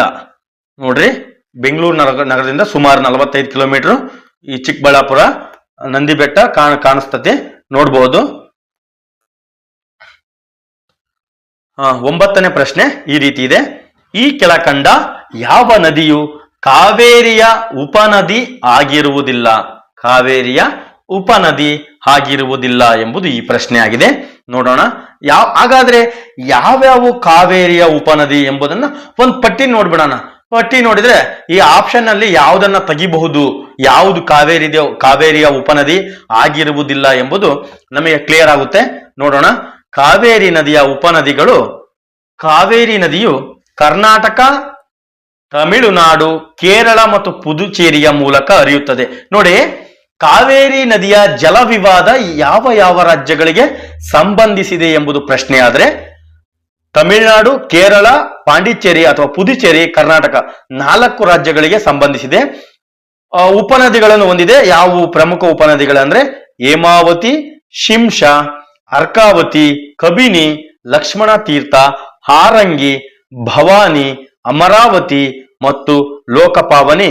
ಇವು ಕಾವೇರಿಯ ಉಪನದಿ ಆಗಿದೆ. ಹಾಗಾದ್ರೆ ಅಘನಾಶಿ ನದಿಯು ಕಾವೇರಿಯ ಉಪನದಿ ಅಲ್ಲ. ಬನ್ನಿ ಮುಂದಿನ ಪ್ರಶ್ನೆನ ನೋಡೋಣ. ಮಯೋಪಿಯಾ ಎಂದರೇನು? ಮಯೋಪಿಯಾ ಎಂದರೆ ಏನು ಎಂಬುದು ಈ ಪ್ರಶ್ನೆಯಾಗಿದೆ. ಇದಕ್ಕೆ ಸರಿಯಾದ ಉತ್ತರ ಸಮೀಪ ದೃಷ್ಟಿದೋಷ. ಸಮೀಪ ದೃಷ್ಟಿದೋಷ ಮಯೋಪಿಯಾ ಎಂದರೆ ಸಮೀಪ ದೃಷ್ಟಿದೋಷವಾಗಿದೆ. ಮಯೋಪಿಯಾ ಸಮೀಪ ದೃಷ್ಟಿದೋಷ ಎಂದು ಕರೆಯುತ್ತಾರೆ. ಇದು ಕಣ್ಣಿನ ಸ್ಥಿತಿಯಾಗಿದೆ. ಇದರಲ್ಲಿ ದೂರದ ವಸ್ತುಗಳಿಂದ ಬರುವ ಬೆಳಕು ರೆಟಿನಾದ ಮೇಲೆ ಕೇಂದ್ರೀಕರಿಸುವ ಬದಲು ಅದರ ಮುಂದೆ ಕೇಂದ್ರೀಕರಿಸುತ್ತದೆ. ಹಾಗಾಗಿ ಮಯೋಪಿಯಾ ಎಂದರೆ ಸಮೀಪ ದೃಷ್ಟಿ. ಸಮೀಪ ದೃಷ್ಟಿ. ಬನ್ನಿ 11ನೇ ಪ್ರಶ್ನೆ. ಚರಸ್ ಯಾವುದರಿಂದ ಪಡೆಯಬಹುದು? ಚರಸ್ ಯಾವುದರಿಂದ ಪಡೆಯಬಹುದು ಎಂಬುದು ಈ ಪ್ರಶ್ನೆಯಾಗಿದೆ. ಸರಿಯಾದ ಉತ್ತರ ಆಯ್ಕೆ ಸಿ, ಕೆನಾಬಿಸ್ ಸಟೈವಾ. ಕೆನಾಬಿಸ್ ಸಟೈವಾ ಎಂಬುದರಿಂದ ನಾವು ಪಡೆಯಬಹುದು. ಚರಸ್ ಎಂಬುದು ಜೀವಂತ ಗಾಂಜಾ ಸಸ್ಯದ ಕೆನಾಬಿಸ್ ಸಟೈವಾ ಇಂಡಿಕಾ ಉಪಜಾತಿ. ಇದು ನೋಡ್ರಿ, ಗಾಂಜಾ ಸಸ್ಯ ಇದು. ಏನು ಲೈಕ್ ನೋಡ್ರಿ, ನೇಪಾಳಿ ಚರಸ್, ಇದನ್ನ ಆಶಿಸ್ ಅಂತ ಕರೀತಾರೆ. ಇದು ಗಾಂಜಾ ಸಸ್ಯದ ಕೆನಾಬಿಸ್ ಸಟಿವಾ ಇಂಡಿಕಾ ಉಪಜಾತಿಗಳು. ಇದು ತಯಾರಿಸಿದ ಗಾಂಜಾ ಸಾರೀಕೃತವಾಗಿದೆ ಮತ್ತು ಇದನ್ನು ಭಾರತೀಯ ಉಪಖಂಡದಲ್ಲಿ ಕೈಯಿಂದ ತಯಾರಿಸಲಾಗುತ್ತದೆ. ಈ ಸಸ್ಯವು ಉತ್ತರ ಭಾರತದಾದ್ಯಂತ ಹಿಮಾಲಯದ ಉದ್ದಕ್ಕೂ ಇದರ ಸಂಭವ ಕೂಡ ಬೆಳೆದಿದೆ ಎಂಬುದು ಇದಕ್ಕೆ ವಿವರಣೆಯಾಗಿದೆ. ಮುಂದಿನ ಪ್ರಶ್ನೆ. ಸ್ವಾಮಿ ವಿವೇಕಾನಂದರ ಜನ್ಮದಿನವನ್ನು ಯಾವ ಹೆಸರಿನಿಂದ ಆಚರಿಸಲಾಗುತ್ತದೆ ಅಥವಾ ಆಚರಿಸುತ್ತಾರೆ ಎಂಬುದು ಈ ಪ್ರಶ್ನೆಯಾಗಿದೆ. ಸರಿಯಾದ ಉತ್ತರ ಆಯ್ಕೆ ಬಿ, ರಾಷ್ಟ್ರೀಯ ಯುವಕರ ದಿನ. ರಾಷ್ಟ್ರೀಯ ಯುವಕರ ದಿನ ಹೆಸರಿನಿಂದ ಸ್ವಾಮಿ ವಿವೇಕಾನಂದರ ಜನ್ಮದಿನವನ್ನ ಆಚರಣೆ ಮಾಡಲಾಗುತ್ತದೆ. ಹಾಗಾದರೆ ಯಾವ ದಿನ ಎಂಬುದನ್ನ ನೋಡೋಣ ಬನ್ನಿ ವಿವರಣೆ ಸಮೇತವಾಗಿ. ವಿವೇಕಾನಂದ ಜಯಂತಿಯು ಎಂದು ಕರೆಯಲ್ಪಡುವ ರಾಷ್ಟ್ರೀಯ ಯುವ ದಿನವನ್ನು ಹಿಂದೂ ಸನ್ಯಾಸಿ ಸ್ವಾಮಿ ವಿವೇಕಾನಂದರ ಜನ್ಮದಿನವಾದ ಜನವರಿ 12ರಂದು ಆಚರಿಸಲಾಗುತ್ತದೆ. ಜನವರಿ 12ರಂದು ಸ್ವಾಮಿ ವಿವೇಕಾನಂದರ ಜಯಂತಿ ರಾಷ್ಟ್ರೀಯ ಯುವಕರ ದಿನ ಅಥವಾ ರಾಷ್ಟ್ರೀಯ ಯುವ ದಿನ ಎಂದು ಕರೆಯಲಾಗ್ತದೆ. ಜನವರಿ 12ರಂದು 1984ರ ಭಾರತ ಸರ್ಕಾರವು ಈ ದಿನವನ್ನು ರಾಷ್ಟ್ರೀಯ ಯುವ ದಿನವೆಂದು ಆಚರಣೆ ಮಾಡಲು ಘೋಷಿಸುತ್ತದೆ. ಈ ಕಾರ್ಯಕ್ರಮ ಭಾರತದಲ್ಲಿ ಆಚರಣೆ ಮಾಡಲಾಗ್ತದೆ. ಬನ್ನಿ ಮುಂದಿನ ಪ್ರಶ್ನೆಯನ್ನು ನೋಡೋಣ. ಭಾಷಾಶಾಸ್ತ್ರ ಎಂದರೆ ಏನು ಎಂಬುದು ಈ ಪ್ರಶ್ನೆಯಾಗಿದೆ. ಸರಿಯಾದ ಉತ್ತರ ಭಾಷೆಗಳ ಬಗ್ಗೆ ಅಧ್ಯಯನ ಮಾಡದೆ ಭಾಷಾಶಾಸ್ತ್ರವಾಗಿದೆ. ಭಾಷಾಶಾಸ್ತ್ರವೆಂದರೆ ಭಾಷೆಯನ್ನ ವೈಜ್ಞಾನಿಕವಾಗಿ ಅಧ್ಯಯನ ಮಾಡುವ ಶಾಸ್ತ್ರ ಭಾಷಾಶಾಸ್ತ್ರ. ಇದು ಭಾಷೆಯ ಸ್ವರೂಪ, ರಚನೆ, ಅರ್ಥ ಮತ್ತು ಬಳಕೆಯನ್ನ ವಿಶ್ಲೇಷಿಸುತ್ತದೆ. ಭಾಷಾಶಾಸ್ತ್ರಜ್ಞರು ಭಾಷೆಯ ವಿವಿಧ ಅಂಶಗಳನ್ನು ಅಧ್ಯಯನ ಮಾಡ್ತಾರೆ. ಉದಾಹರಣೆಗೆ ಶಬ್ದಗಳು, ಪದಗಳು, ವಾಕ್ಯಗಳು ಮತ್ತು ಅರ್ಥಗಳು. ಇದು ಭಾಷಾಶಾಸ್ತ್ರಕ್ಕೆ ಸಂಬಂಧಿಸಿದ ಅಧ್ಯಯನವಾಗಿದೆ. ಮುಂದಿನ ಪ್ರಶ್ನೆ. ಹಿಮದಿಂದ ಆವರಿಸಿರುವ ದಕ್ಷಿಣ ಧ್ರುವದ ಖಂಡವನ್ನು ಏನೆಂದು ಕರೆಯುತ್ತಾರೆ ಎಂಬುದು ಈ ಪ್ರಶ್ನೆಯಾಗಿದೆ. ಇದಕ್ಕೆ ಸರಿಯಾದ ಉತ್ತರ ಅಂಟಾರ್ಟಿಕಾ ಎಂದು ಆಯ್ಕೆ ಸಿ, ಅಂಟಾರ್ಟಿಕಾ ಎಂದು ದಕ್ಷಿಣ ಧ್ರುವದ ಹಿಮಾವೃತ ಖಂಡವನ್ನು ಅಂಟಾರ್ಟಿಕಾ ಎಂದು ಕರೆಯುತ್ತಾರೆ. ಮುಂದಿನ ಪ್ರಶ್ನೆ 16ನೇ ಪ್ರಶ್ನೆ. ಈ ಕೆಳಗಿನ ರಾಷ್ಟ್ರೀಯ ಉದ್ಯಾನವನಗಳಲ್ಲಿ ಯಾವುದು ಕರ್ನಾಟಕದಲ್ಲಿ ಇದೆ ಎಂಬುದು ಈ ಪ್ರಶ್ನೆಯಾಗಿದೆ. ಸರಿಯಾದ ಉತ್ತರ ಸೈಲೆಂಟ್ ವ್ಯಾಲಿ. ಇದು ಕೇರಳದಲ್ಲಿ ಕಂಡುಬರುವ ಉದ್ಯಾನವನವಾಗಿದೆ. ಮಾಧವ ಇದು ಮಧ್ಯಪ್ರದೇಶದಲ್ಲಿ ಕಂಡುಬರುತ್ತದೆ.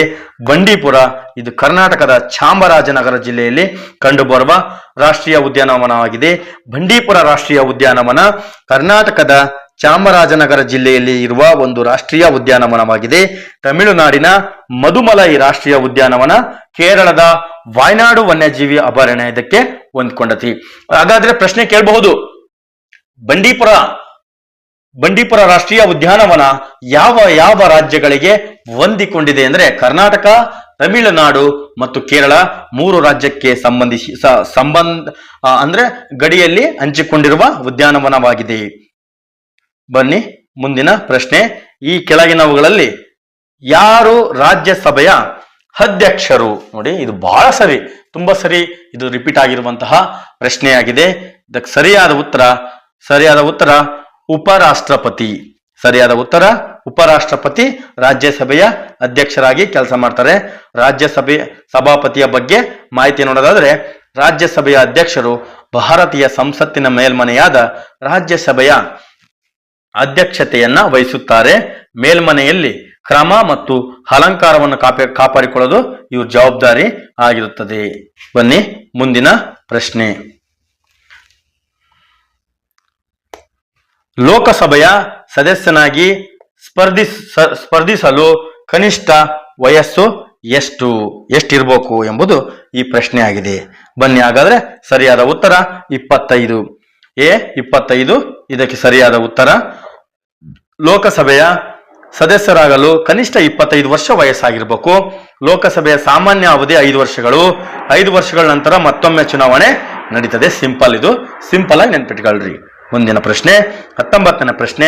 ಕರ್ನಾಟಕದ ಲೋಕಸಭೆ ರಾಜ್ಯಸಭೆಗೆ ಎಷ್ಟು ಸೀಟುಗಳನ್ನ ಹಂಚಿಕೆ ಮಾಡಲಾಗಿದೆ ಎಂಬುದು ಈ ಪ್ರಶ್ನೆಯಾಗಿದೆ. ಸರಿಯಾದ ಉತ್ತರ 28 ಲೋಕಸಭೆ, 12 ರಾಜ್ಯಸಭೆ. ಸರಿಯಾದ ಉತ್ತರ ಆಯ್ಕೆ ಬಿ. ಮುಂದಿನ ಪ್ರಶ್ನೆ 20ನೇ ಪ್ರಶ್ನೆ. ಸರ್ವೋಚ್ಚ ನ್ಯಾಯಾಲಯದ ನ್ಯಾಯಾಧೀಶರು ಯಾವ ವಯಸ್ಸಿನಲ್ಲಿ ನಿವೃತ್ತರಾಗುತ್ತಾರೆ ಅಥವಾ ನಿವೃತ್ತಿ ಪಡ್ಕೊಂತಾರೆ ಎಂಬುದು ಈ ಪ್ರಶ್ನೆಯಾಗಿದೆ. ಸರ್ವೋಚ್ಚ ನ್ಯಾಯಾಲಯಕ್ಕೆ ಬಂದ್ರೆ 65 ವರ್ಷಗಳು. ಆದರೆ ಉಚ್ಚ ನ್ಯಾಯಾಲಯದ ಮುಖ್ಯ ನ್ಯಾಯಾಧೀಶರು 62 ವರ್ಷಕ್ಕೆ ಅವರು ನಿವೃತ್ತಿಯನ್ನ ಪಡ್ಕೊಂತಾರೆ. ಬನ್ನಿ ವಿವರಣೆಯನ್ನ ನೋಡೋಣ. ಸುಪ್ರೀಂ ಕೋರ್ಟ್ ನ್ಯಾಯಾಧೀಶರು ಭಾರತ ಸಾರ್ವಭೌಮ ಪ್ರಜಾಪ್ರಭುತ್ವ ಗಣರಾಜ್ಯವಾದ 2 ದಿನಗಳು ನಂತರ ಜನವರಿ 28, 1950 ಸುಪ್ರೀಂ ಕೋರ್ಟ್ ಅಸ್ತಿತ್ವಕ್ಕೆ ಬರ್ತದೆ. ಸರಿಯಾಗಿ ನೆನ್ಪಿಟ್ಕೊಳ್ರಿ ಸ್ನೇಹಿತರೆ. 1950 ಜನವರಿ 28. ಹಾಗಾದ್ರೆ ಸುಪ್ರೀಂ ಕೋರ್ಟ್ ಅಸ್ತಿತ್ವಕ್ಕೆ ಬಂದಿದ್ದು ಜನವರಿ 28, 1950 ಅಸ್ತಿತ್ವಕ್ಕೆ ಬರ್ತದೆ. ಮುಂದೆ ನೋಡೋದಾದ್ರೆ ಭಾರತದ ಸುಪ್ರೀಂ ಕೋರ್ಟ್ ಮುಖ್ಯ ನ್ಯಾಯಾಧೀಶರು ಮತ್ತು ಭಾರತದ ರಾಷ್ಟ್ರಪತಿಗಳು ನೇಮಿಸಿದ 33 ಇತರ ನ್ಯಾಯಾಧೀಶರನ್ನು ಒಳಗೊಂಡಿದೆ. ಅಂದ್ರೆ ಒಬ್ಬ ಮುಖ್ಯ ನ್ಯಾಯಾಧೀಶರು ಮತ್ತು 33 ನ್ಯಾಯಾಧೀಶರನ್ನ ಒಳಗೊಂಡಿರುತ್ತದೆ. ಸುಪ್ರೀಂ ಕೋರ್ಟ್ ನ್ಯಾಯಾಧೀಶರು 65 ವರ್ಷ ವಯಸ್ಸಿನ ನಂತರ ನಿವೃತ್ತರಾಗುತ್ತಾರೆ.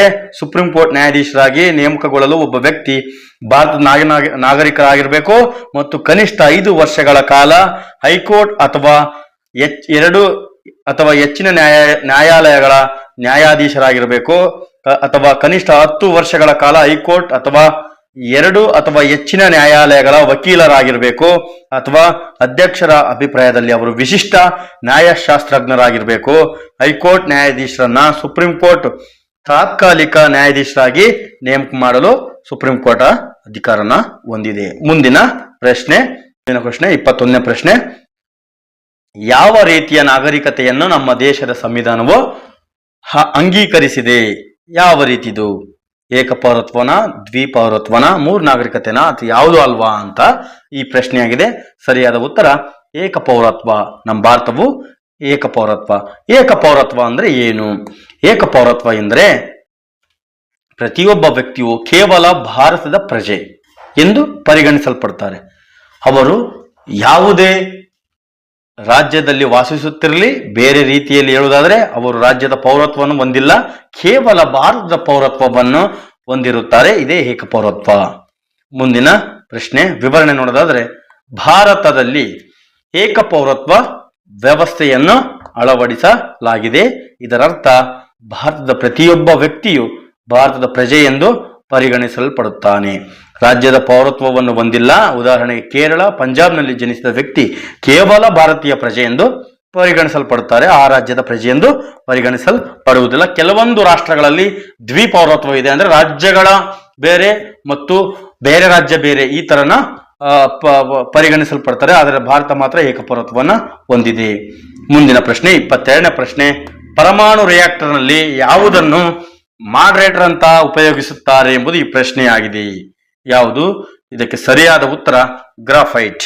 ಗ್ರಾಫೈಟ್ನ ಮಾಡರೇಟರ್ ಅಂತ ಉಪಯೋಗ ಮಾಡ್ತಾರೆ.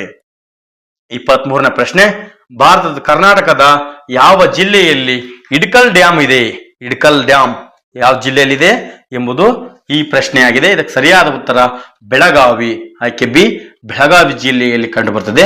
ವಿವರಣೆ ನೋಡೋದಾದ್ರೆ, ಇಡ್ಕಲ್ ಅಣೆಕಟ್ಟು ಎಂದು ಕರೆಯಲ್ಪಡುವ ರಾಜ ಲಖಮಗೌಡ ಅಣೆಕಟ್ಟನ್ನ ಕರ್ನಾಟಕದ ಘಟಪ್ರಭಾ ನದಿಗೆ ಅಡ್ಡಲಾಗಿ ಕೃಷ್ಣಾ ನದಿಯ ಜಲಾನಯನ ಪ್ರದೇಶದಲ್ಲಿ ನಿರ್ಮಿಸಲಾಗಿದೆ. ಇದು ಭಾರತದ ಉತ್ತರ ಕರ್ನಾಟಕದ ಬೆಳಗಾವಿ ಜಿಲ್ಲೆಯ ಹುಕ್ಕೇರಿ ತಾಲೂಕಿನ ಇಡಕಲ್ ಗ್ರಾಮದಲ್ಲಿ ಕಂಡು ಬರ್ತದೆ. ಎಲ್ಲಿ? ಬೆಳಗಾವಿ ಜಿಲ್ಲೆ. ಇದನ್ನ ರಾಜ ಲಕ್ಷ್ಮಗೌಡ ಅಣೆಕಟ್ಟು ಅಂತ ಕರೀತಾರೆ. ಇದು ಘಟಪ್ರಭಾ ನದಿಗೆ ಅಡ್ಡಲಾಗಿ ಕೃಷ್ಣಾ ನದಿ ಜಲಾನಯನದಲ್ಲಿ ಕಂಡು ಬರುತ್ತದೆ.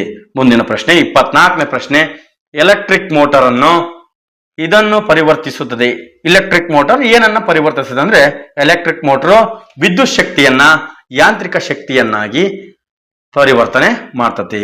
ಮುಂದಿನ ಪ್ರಶ್ನೆ, ಘನವಸ್ತುವನ್ನು ನೇರವಾಗಿ ತೇವ ರೂಪದಲ್ಲಿ ಪರಿವರ್ತಿಸುವ ಕ್ರಿಯೆಗೆ ಡ್ಯಾಶ್ ಅಂತಾರೆ, ಅಂದ್ರೆ ಸಬ್ಲಿಮೇಷನ್. ಸಬ್ಲಿಮೇಷನ್ ಎಂದು ಕರೆಯುತ್ತಾರೆ. ಆಯ್ಕೆ ಡಿ ಇದಕ್ಕೆ ಸರಿಯಾದ ಉತ್ತರ. ಮುಂದಿನ ಪ್ರಶ್ನೆ 26ನೇ ಪ್ರಶ್ನೆ, ಕನ್ನಡ ಭಾಷೆಯನ್ನ ಶಾಸ್ತ್ರೀಯ ಭಾಷೆಯನ್ನಾಗಿ ಘೋಷಿಸಿದ ವರ್ಷ ಯಾವುದು ಎಂಬುದು ಪ್ರಶ್ನೆಯಾಗಿದೆ. ಇದಕ್ಕೆ ಸರಿಯಾದ ಉತ್ತರ ಆಯ್ಕೆ 2008ರಲ್ಲಿ ಕನ್ನಡ ಭಾಷೆಯನ್ನ ಶಾಸ್ತ್ರೀಯ ಭಾಷೆಯನ್ನಾಗಿ ಘೋಷಣೆ ಮಾಡಲಾಗುತ್ತದೆ. ಹಾಗಾದ್ರೆ ಶಾಸ್ತ್ರೀಯ ಭಾಷೆಗಳು ಯಾವ್ಯಾವು ಎಂಬುದನ್ನ ನೋಡೋಣ ಬನ್ನಿ. ತಮಿಳು ಮೊದಲ ಬಾರಿಗೆ ತಮಿಳು ಸೇರ್ಪಡೆಗೊಳ್ತದೆ 2004, 2005 ಸಂಸ್ಕೃತ, 2008 ತಮಿಳು ಮತ್ತು ಕನ್ನಡ, 2013 ಮಲಯಾಳಂ, 2014 ಒಡಿಯಾ. ಈಗ ಒಟ್ಟು 11 ಶಾಸ್ತ್ರೀಯ ಭಾಷೆಗಳಿವೆ. ಬನ್ನಿ ಮುಂದೆ ಯಾವುದಾದಂತ ನೋಡೋಣ. 11 ಶಾಸ್ತ್ರೀಯ ಭಾಷೆಗಳಿವೆ. ತಮಿಳು, ತೆಲುಗು, ಸಂಸ್ಕೃತ, ಕನ್ನಡ, ಮಲಯಾಳಂ, ಒಡಿಯಾ, ಮರಾಠಿ, ಬಂಗಾಳಿ, ಅಸ್ಸಾಮಿ, ಪಾಲಿ ಮತ್ತು ಪ್ರಾಕೃತ. ಇವು ಇತ್ತೀಚಿನ ದಿನಗಳಲ್ಲಿ ಸೇರ್ಪಡೆಗೊಂಡ ಭಾಷೆಗಳಾಗಿವೆ. ಬನ್ನಿ ಮುಂದಿನ ಪ್ರಶ್ನೆ ನೋಡೋಣ. ಗಣಕಯಂತ್ರದ ಮೆದುಳು. ಗಣಕಯಂತ್ರದ ಮೆದುಳು ಎಂದು ಯಾವುದನ್ನು ಕರ್ತಾರೆ ಅಂದ್ರೆ ಸೆಂಟ್ರಲ್ ಪ್ರೊಸೆಸಿಂಗ್ ಯೂನಿಟ್, CPU ಅನ್ನ ಗಣಕಯಂತ್ರದ ಮೆದುಳು ನೋಡ್ಬೋದು. ಇಲ್ಲಿ ಚಿತ್ರ ಸಮೇತ ನೋಡ್ಬೋದು. CPU ನ ಗಣಕಯಂತ್ರದ ಮೆದುಳು, ಕಂಪ್ಯೂಟರ್ನ ಮೆದುಳು ಅಂತ ಕರೀತಾರೆ.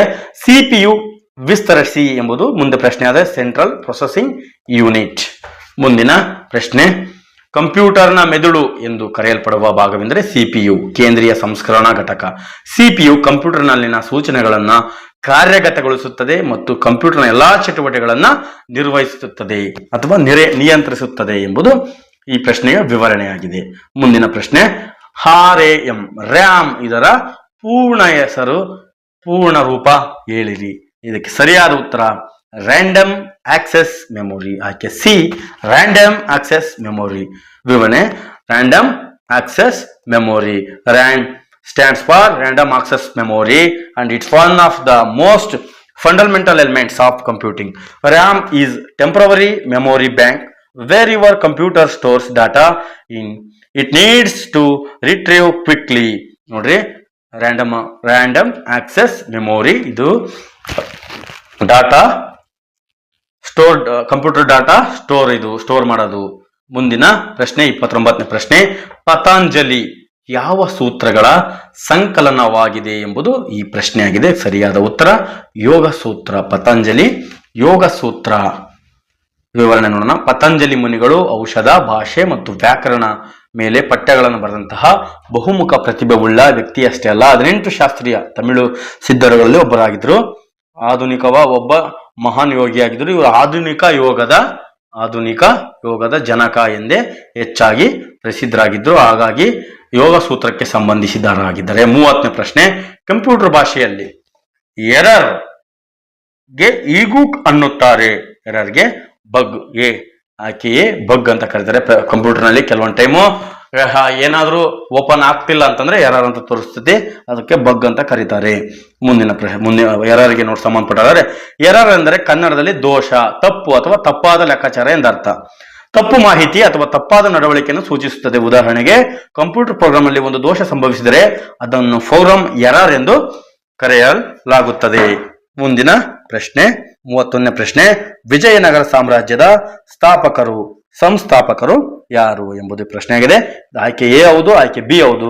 ಹರಿಹರ ಮತ್ತು ಬುಕ್ಕರಾಯ. ಅಕ್ಕ ಬುಕ್ಕ ವಿಜಯನಗರ ಸಾಮ್ರಾಜ್ಯದ ಸಂಸ್ಥಾಪಕರು. ವಿಜಯನಗರ ಸಾಮ್ರಾಜ್ಯವನ್ನು 1333ರಲ್ಲಿ ಹರಿಹರ ಮತ್ತು ಬುಕ್ಕರಾಯರು ಸ್ಥಾಪಿಸಿದರು. ಇವರು ಸಂಗಮ ವಂಶದವರು. ಮೊದಲ ವಂಶ ಸಂಗಮ ವಂಶ. ವಿಜಯನಗರ ಸಾಮ್ರಾಜ್ಯವನ್ನು ಸ್ಥಾಪಿಸಿದವರು ಹರಿಹರ ಮತ್ತು ಬುಕ್ಕ. ಅವರು ಸಂಗಮ ರಾಜವಂಶದವರು ಮತ್ತು ಇಬ್ಬರು ಸಹೋದರರು. ಅವರು 1336ರಲ್ಲಿ ವಿಜಯನಗರ ಸಾಮ್ರಾಜ್ಯವನ್ನು ಸ್ಥಾಪಿಸಿದರು. ಇದು ದಕ್ಷಿಣ ಭಾರತದಲ್ಲೇ ಪ್ರಮುಖ ಸಾಮ್ರಾಜ್ಯವಾಗಿತ್ತು. ವಿಜಯನಗರ ಸಾಮ್ರಾಜ್ಯವನ್ನು 4 ಮನೆತನಗಳಾಗಿ ಆಳಿದವು ಅಥವಾ ವಿಭಾಗ ಮಾಡಲಾಗಿದೆ. 4 ಮನೆತನ: ಸಂಗಮ, ಸಾಳುವ, ತುಳುವ ಮತ್ತು ಅರವೀಡು ಮನೆತನ. ಸರಿಯಾಗಿ ನೆನಪಿಟ್ಕೊಳ್ಳಿ ಸ್ನೇಹಿತರೆ, ಸಂಗಮ, ಸಾಳುವ, ತುಳುವ ಮತ್ತು ಅರವೀಡು ಮನೆತನ. ಮುಂದಿನ ಪ್ರಶ್ನೆ 32ನೇ ಪ್ರಶ್ನೆ. ಚಾಲುಕ್ಯರ 2ನೇ ರಾಜಧಾನಿಯಾಗಿದ್ದ ಬಾದಾಮಿಯ ಇನ್ನೊಂದು ಹೆಸರೇನು? ವಾತಾಪಿ. ಆಯ್ಕೆ ಡಿ ವಾತಾಪಿ. ಬಾದಾಮಿಯ ಇನ್ನೊಂದು ಹೆಸರು ವಾತಾಪಿ. ಸರಿಯಾಗಿ ನೆನ್ಪಿಟ್ಕೊಳ್ರಿ. ಇದು ಚಾಲುಕ್ಯರ ರಾಜಧಾನಿ, 2ನೇ ರಾಜಧಾನಿ ಆಗಿತ್ತು. ಇವರು ನೋಡಿ, ಬಾದಾಮಿಯ ಇನ್ನೊಂದು ಹೆಸರು ವಾತಾಪಿ. ಇದು ಬಾದಾಮಿ ಚಾಲುಕ್ಯರ ರಾಜಧಾನಿ ಮತ್ತು ಬಾಗಲಕೋಟೆ ಜಿಲ್ಲೆಯಲ್ಲಿ ಕಂಡುಬರುತ್ತದೆ. ಇಲ್ಲಿ ಬಾಗಲಕೋಟೆ ಜಿಲ್ಲೆಯಲ್ಲಿ ಕಂಡುಬರುತ್ತದೆ. ಚಾಲುಕ್ಯ ವಂಶವು ದಕ್ಷಿಣ ಭಾರತದ ಪ್ರಮುಖ ರಾಜವಂಶಗಳಲ್ಲಿ ಒಂದಾಗಿದೆ. ಈ ರಾಜವಂಶದ ಸ್ಥಾಪಕನೆಂದು ಪರಿಗಣಿಸಲ್ಪಟ್ಟಿರುವ ಪುಲಕೇಶಿ ಬಾದಾಮಿ, ಈಗಿನ ಬಾದಾಮಿ ವಾತಾಪಿಯನ್ನ ವಶಪಡಿಸಿಕೊಂಡು ತನ್ನ ರಾಜಧಾನಿಯಾಗಿ ಮಾಡಿಕೊಂಡರು. ಇವರ ಆಳ್ವಿಕೆಯಲ್ಲಿ ಚಾಲುಕ್ಯರ ಸಾಮ್ರಾಜ್ಯವು ಬಲಗೊಂಡಿತು. ನಂತರ ಆಡಳಿತಗಾರರು ಇದನ್ನು ವಿಸ್ತರಿಸಿದರು. ಮುಂದಿನ ಪ್ರಶ್ನೆ. ಆದಿಕವಿ ಪಂಪ ಯಾವ ಚಾಲುಕ್ಯ ಅರಸನ ಆಸ್ಥಾನ ಕವಿಯಾಗಿದ್ದ ಎಂಬುದು ಈ ಪ್ರಶ್ನೆಯಾಗಿದೆ. ಸರಿಯಾದ ಉತ್ತರ 2ನೇ ಅರಿಕೇಸರಿ. ಇಮ್ಮಡಿ ಅರಿಕೇಸರಿ. ಇಮ್ಮಡಿ ಅರಿಕೇಸರಿಯ ಆಸ್ಥಾನದ ಕವಿಯಾಗಿದ್ದ ಪಂಪನು ಗದ್ಯ ಮತ್ತು ಪದ್ಯ ಸೇರಿದ ಚಂಪು ಶೈಲಿಯಲ್ಲಿ ಕೃತಿಯನ್ನ ರಚಿಸುತ್ತಿದ್ರು. ಆದಿಕವಿ ಎಂದು ಕರೆಯಲ್ಪಡುವ ಇವರು ಕನ್ನಡದ ರತ್ನತ್ರಯರಲ್ಲಿ ಪಂಪ, ಪೊನ್ನ ಮತ್ತು ರನ್ನ ಇವರು ಒಬ್ಬರು. ಪಂಪನನ್ನು ಯುಗ ಪ್ರವರ್ತಕನೆಂದು ಕನ್ನಡಿಗರು ಗೌರವಿಸಿ ಅವನ ಕಾಲವನ್ನು ಪಂಪಯುಗವೆಂದು ಕರೆದಿದ್ದಾರೆ. ಇವರು ಆದಿಪುರಾಣ ಮತ್ತು ವಿಕ್ರಮಾರ್ಜುನ ವಿಜಯ ಇವೆರಡು ಪಂಪನ ಮೇರು ಕೃತಿಗಳು. ಮುಂದಿನ ಪ್ರಶ್ನೆ 34ನೇ ಪ್ರಶ್ನೆ. ವ್ಯಾಸಮುನಿ ಬರೆದ ಮಹಾಕಾವ್ಯ ಯಾವುದು? ವ್ಯಾಸಮುನಿ ಬರೆದ ಮಹಾಕಾವ್ಯ ಎಂದ್ರೆ ಮಹಾಭಾರತ. ಮಹಾಭಾರತ. ಇದಾ ಯದಾ ಹಿ ಧರ್ಮಸ್ಯ ಜ್ಞಾನಿರ್ಭವತಿ ಭಾರತ ಅಭ್ಯುದ್ಧಾಮನ ಧರ್ಮಸ್ಯ ಎಂಬುದು ಈ ಮಹಾಭಾರತದಲ್ಲಿ ಕಂಡುಬರುವಂತಹ ಶ್ಲೋಕವಾಗಿದೆ. ವ್ಯಾಸಮುನಿ ಅವರು ಬರೆದ ಮಹಾಕಾವ್ಯವೆಂದರೆ ಮಹಾಭಾರತ. ಮಹಾಭಾರತವು ಹಿಂದೂ ಧರ್ಮದ ಒಂದು ಪ್ರಮುಖ ಗ್ರಂಥವಾಗಿದೆ. ಇದನ್ನು ವ್ಯಾಸರು ರಚಿಸಿದ್ದಾರೆ ಎಂದು ನಂಬಲಾಗಿದೆ. 35ನೇ ಪ್ರಶ್ನೆ. ಸನಾದಿ ಅಪ್ಪಣ್ಣ ಚಿತ್ರದಲ್ಲಿ ನಟಿಸಿದ ನಾಯಕ ನಟ ಯಾರು? ಡಾಕ್ಟರ್ ರಾಜ್ಕುಮಾರ್ ಅವರು ಸನಾದಿ ಅಪ್ಪಣ್ಣ ಚಿತ್ರದಲ್ಲಿ ಪ್ರಮುಖ ನಟನಾಗಿ ಪಾತ್ರವನ್ನ ನಿರ್ವಹಿಸಿದ್ದಾರೆ. ಅವರೊಂದಿಗೆ ನಾಯಕಿಯಾಗಿ ಜಯಪ್ರದಾ ನಟಿಸಿದ್ದಾರೆ. ಮುಂದಿನ ಪ್ರಶ್ನೆ 36ನೇ ಪ್ರಶ್ನೆ. ಗಾಯತ್ರಿ ಮಂತ್ರ ರಚಿಸಿದವರು ಯಾರು? ಗಾಯತ್ರಿ ಮಂತ್ರವನ್ನ ರಚಿಸಿದವರು ಯಾರು ಎಂಬುದು ಈ ಪ್ರಶ್ನೆಯಾಗಿದೆ. ಸರಿಯಾದ ಉತ್ತರ ವಿಶ್ವಾಮಿತ್ರರವರು ಗಾಯತ್ರಿ ಮಂತ್ರವನ್ನ ರಚಿಸಿದರು. ವಿವರಣೆ ನೋಡೋದಾದ್ರೆ, ಗಾಯತ್ರಿ ಮಂತ್ರವನ್ನ ರಚಿಸಿದವರು ಋಷಿ ವಿಶ್ವಾಮಿತ್ರ ಎಂದು ಹೇಳಲಾಗುತ್ತದೆ. ಈ ಮಂತ್ರವು ಋಗ್ವೇದದಲ್ಲಿ ಕಂಡುಬರುತ್ತದೆ ಮತ್ತು ಇದನ್ನು ಸೂರ್ಯ ದೇವನಿಗೆ ಸಮರ್ಪಿಸಲಾಗಿದೆ. ಸರಿಯಾಗಿ ನೆನಪಿರಲಿ ಸ್ನೇಹಿತರೆ, ಸೂರ್ಯ ದೇವನಿಗೆ ಇದನ್ನ ಸಮರ್ಪಿಸಲಾಗಿದೆ. ಗಾಯತ್ರಿ ಮಂತ್ರವು ಹಿಂದೂ ಧರ್ಮದ ಪ್ರಮುಖ ಮಂತ್ರಗಳಲ್ಲಿ ಒಂದಾಗಿದೆ. 37ನೇ ಪ್ರಶ್ನೆ. ಉಪನಿಷತ್ತುಗಳು ಯಾವುದಕ್ಕೆ ಸಂಬಂಧಿಸಿದ್ದೇವೆ? ಉಪನಿಷತ್ತುಗಳು ಯಾವುದಕ್ಕೆ ಸಂಬಂಧಿಸಿದೆ ಎಂಬುದು ಈ ಪ್ರಶ್ನೆಯಾಗಿದೆ. ಸರಿಯಾದ ಉತ್ತರ ಆಯ್ಕೆ ಡಿ ತತ್ವಶಾಸ್ತ್ರ. ತತ್ವಶಾಸ್ತ್ರಕ್ಕೆ ಉಪನಿಷತ್ತುಗಳು ಸಂಬಂಧಿಸಿದೆ. ಉಪನಿಷತ್ತುಗಳು ಹಿಂದೂ ಧರ್ಮದ ಒಂದು ಭಾಗವಾಗಿದ್ದು ಇದು ವೇದಗಳ ಕೊನೆಯ ಭಾಗವಾಗಿದೆ ಮತ್ತು ಆಧ್ಯಾತ್ಮಿಕ ಜ್ಞಾನ, ಶಾಸ್ತ್ರ ಮತ್ತು ಆತ್ಮದ ಸ್ವಭಾವದ ಬಗ್ಗೆ ಚರ್ಚೆ ಮಾಡ್ತತೆ. 38ನೇ ಪ್ರಶ್ನೆ, 1939ರಲ್ಲಿ ಸುಭಾಷ್ ಚಂದ್ರ ಬೋಸ್ ರವರು ಕಾಂಗ್ರೆಸ್ ಪಕ್ಷದಿಂದ ಬೇರ್ಪಡೆಗೊಂಡು ಸ್ಥಾಪಿಸಿದ ಹೊಸ ಪಕ್ಷ ಯಾವುದು? ಈಗ 1939ರಲ್ಲಿ ಸುಭಾಷ್ ಚಂದ್ರ ಬೋಸ್ರು ಕಾಂಗ್ರೆಸ್ ಪಕ್ಷದಿಂದ ಹೊರ ಬರ್ತಾರೆ, ಬಂದು ಹೊಸ ಪಕ್ಷನ ಸ್ಥಾಪನೆ ಮಾಡ್ತಾರೆ. ಆ ಹೊಸ ಪಕ್ಷ ಯಾವುದು ಎಂಬುದು ಈ ಪ್ರಶ್ನೆಯಾಗಿದೆ. ಸರಿಯಾದ ಉತ್ತರ ಫಾರ್ವರ್ಡ್ ಬ್ಲಾಕ್ ಎಂಬ ಹೊಸ ಪಕ್ಷವನ್ನ ಸುಭಾಷ್ ಚಂದ್ರ ಬೋಸ್ ರವರು ಸ್ಥಾಪಿಸಿದರು. 1939ರಲ್ಲಿ ಸುಭಾಷ್ ಚಂದ್ರ ಬೋಸ್ ಅವರು ಭಾರತೀಯ ರಾಷ್ಟ್ರೀಯ ಕಾಂಗ್ರೆಸ್ನಿಂದ ಹೊರಬಂದ ನಂತರ ಆಲ್ ಇಂಡಿಯಾ ಫಾರ್ವರ್ಡ್ ಬ್ಲಾಕ್ ಪಕ್ಷವನ್ನ ಸ್ಥಾಪಿಸಿದರು. ಇದು ಭಾರತೀಯ ರಾಷ್ಟ್ರೀಯ ಕಾಂಗ್ರೆಸ್ನ ಪಕ್ಷದಲ್ಲಿ ಭಿನ್ನಾಭಿಪ್ರಾಯಗಳ ಪರಿಣಾಮವಾಗಿತ್ತು. ನೋಡಿ, ಅಲ್ಲಿ ಭಿನ್ನಾಭಿಪ್ರಾಯ ಇದ್ದ ಕಾರಣ ಬೋಸ್ ರವರು ಕಾಂಗ್ರೆಸ್ ಪಕ್ಷವನ್ನ ಸ್ವತಂತ್ರ ಹೋರಾಟದಲ್ಲಿ ಇನ್ನೂ ಹೆಚ್ಚಿನ ಬದ್ಧತೆಯನ್ನು ಹೊಂದಿರಬೇಕು, ಸಮಾಜವಾದಿ ಆಡಳಿತವನ್ನು ಸ್ಥಾಪಿಸಬೇಕೆಂದು ವಾದಿಸಿದರು. ಈ ಭಿನ್ನಾಭಿಪ್ರಾಯಗಳು ಅವರನ್ನ ಕಾಂಗ್ರೆಸ್ ಪಕ್ಷದಿಂದ ಬೇರ್ಪಡುವಂತೆ ಮಾಡಿತು. 1939ರಲ್ಲಿ ಆಲ್ ಇಂಡಿಯಾ ಫಾರ್ವರ್ಡ್ ಬ್ಲಾಕ್ ಸ್ಥಾಪನೆ ಮಾಡಲು ಕಾರಣವಾಯಿತು. ಮುಂದಿನ ಪ್ರಶ್ನೆ, ಅಲೆಕ್ಸಾಂಡರ್ನ ಆಕ್ರಮಣದ ಕಾಲದಲ್ಲಿ ಉತ್ತರ ಭಾರತವು ಯಾವ ವಂಶಸ್ಥರ ಆಳ್ವಿಕೆಯಲ್ಲಿತ್ತು ಎಂಬುದು ಈ ಪ್ರಶ್ನೆಯಾಗಿದೆ. ಸರಿಯಾದ ಉತ್ತರ ಆಯ್ಕೆಯೇ ನಂದವಂಶರ ಆಳ್ವಿಕೆಯಲ್ಲಿ ಇತ್ತು. ವಿವರಣೆ ನೋಡೋಣ. ಅಲೆಕ್ಸಾಂಡರ್ ಆಕ್ರಮಣದ ಸಮಯದಲ್ಲಿ ಭಾರತದಲ್ಲಿ ನಂದವಂಶದವರು ಆಳ್ವಿಕೆ ನಡೆಸುತ್ತಿದ್ರು. ನಿರ್ದಿಷ್ಟವಾಗಿ ಧನನಂದನು ಈ ಸಮಯದಲ್ಲಿ ಆಳ್ವಿಕೆಯಲ್ಲಿದ್ದನು. ಚಂದ್ರಗುಪ್ತ ಮೌರ್ಯ ನಂತರ ನಂದವಂಶವನ್ನು ಸೋಲಿಸಿ ಮೌರ್ಯ ಸಾಮ್ರಾಜ್ಯ, ನೋಡಿ, ಚಂದ್ರಗುಪ್ತ ಮೌರ್ಯನು ನಂದವಂಶದ ಧನನಂದನನ್ನು ಕೊಂದು ಮೌರ್ಯ ಸಾಮ್ರಾಜ್ಯಕ್ಕೆ ಅಡಿಪಾಯ ಹಾಕಿದ್ರು ಅಥವಾ ಸ್ಥಾಪನೆ ಮಾಡಿದರು. ಅಲೆಕ್ಸಾಂಡರು ಆಕ್ರಮಣವು ಕ್ರಿಸ್ತಪೂರ್ವ 326ರಲ್ಲಿ ಸಂಭವಿಸಿತು ಮತ್ತು ಆ ಸಮಯದಲ್ಲಿ ಭಾರತದ ಉತ್ತರ ಭಾಗದಲ್ಲಿ ನಂದವಂಶವು ಆಳ್ವಿಕೆ ನಡೆಸಿತ್ತು. ಧನನಂದನನ್ನು ನಂದ ರಾಜವಂಶದ ಕೊನೆಯ ದೊರೆಯಾಗಿದ್ದನು ಮತ್ತು ಅವನು ನಿರಂಕುಶ ಆಳ್ವಿಕೆಯಿಂದ ಪ್ರಜೆಗಳು ಬೇಸತ್ತಿದ್ರು ಅಂತ ಇತಿಹಾಸ ತಿಳಿಸ್ತದೆ ಅಥವಾ ಉಲ್ಲೇಖ ಮಾಡಿದೆ. ಮುಂದಿನ ಪ್ರಶ್ನೆ, ಬುದ್ಧನ ಉಪದೇಶಗಳು ಮುಖ್ಯವಾಗಿ ಯಾವುದಕ್ಕೆ ಸಂಬಂಧಿಸಿದೆ? ಶುದ್ಧ ಚಿಂತನೆ ಮತ್ತು ನಡತೆಗೆ ಬುದ್ಧನ ಉಪದೇಶಗಳು ಸಂಬಂಧಪಟ್ಟಿದ್ದಾವೆ. ಮುಂದಿನ ಪ್ರಶ್ನೆ, ಕೆಳಗಿನ ಯಾವ ಆಟಗಳಲ್ಲಿ ಆಟಗಾರನ ತೀವ್ರತೆಯನ್ನ ಪರೀಕ್ಷಿಸಲು ಯೋ ಇಂಟರ್ಮಿಟೆಂಟ್ ಟೆಸ್ಟ್ ನಡೆಸಲಾಗುವುದು? ಕ್ರಿಕೆಟ್ನಲ್ಲಿ ಇತ್ತೀಚಿನ ದಿನಗಳಲ್ಲಿ ಇದು ಜಾರಿಗೆ ಬಂತು. ವಿವರಣೆ ನೋಡೋಣ ಬನ್ನಿ.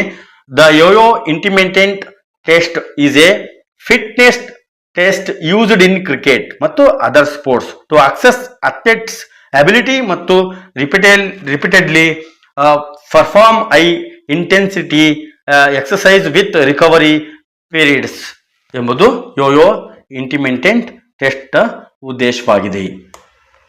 42ನೇ ಪ್ರಶ್ನೆ, ಅಂಬೇಡ್ಕರ್ ಜಯಂತಿ ಅಥವಾ ಭೀಮ ಜಯಂತಿ ಉತ್ಸವವನ್ನು ಈ ಕೆಳಗಿನ ಯಾವ ದಿನದಂದು ಆಚರಿಸಲಾಗುತ್ತದೆ ಎಂಬುದು ಈ ಪ್ರಶ್ನೆಯಾಗಿದೆ.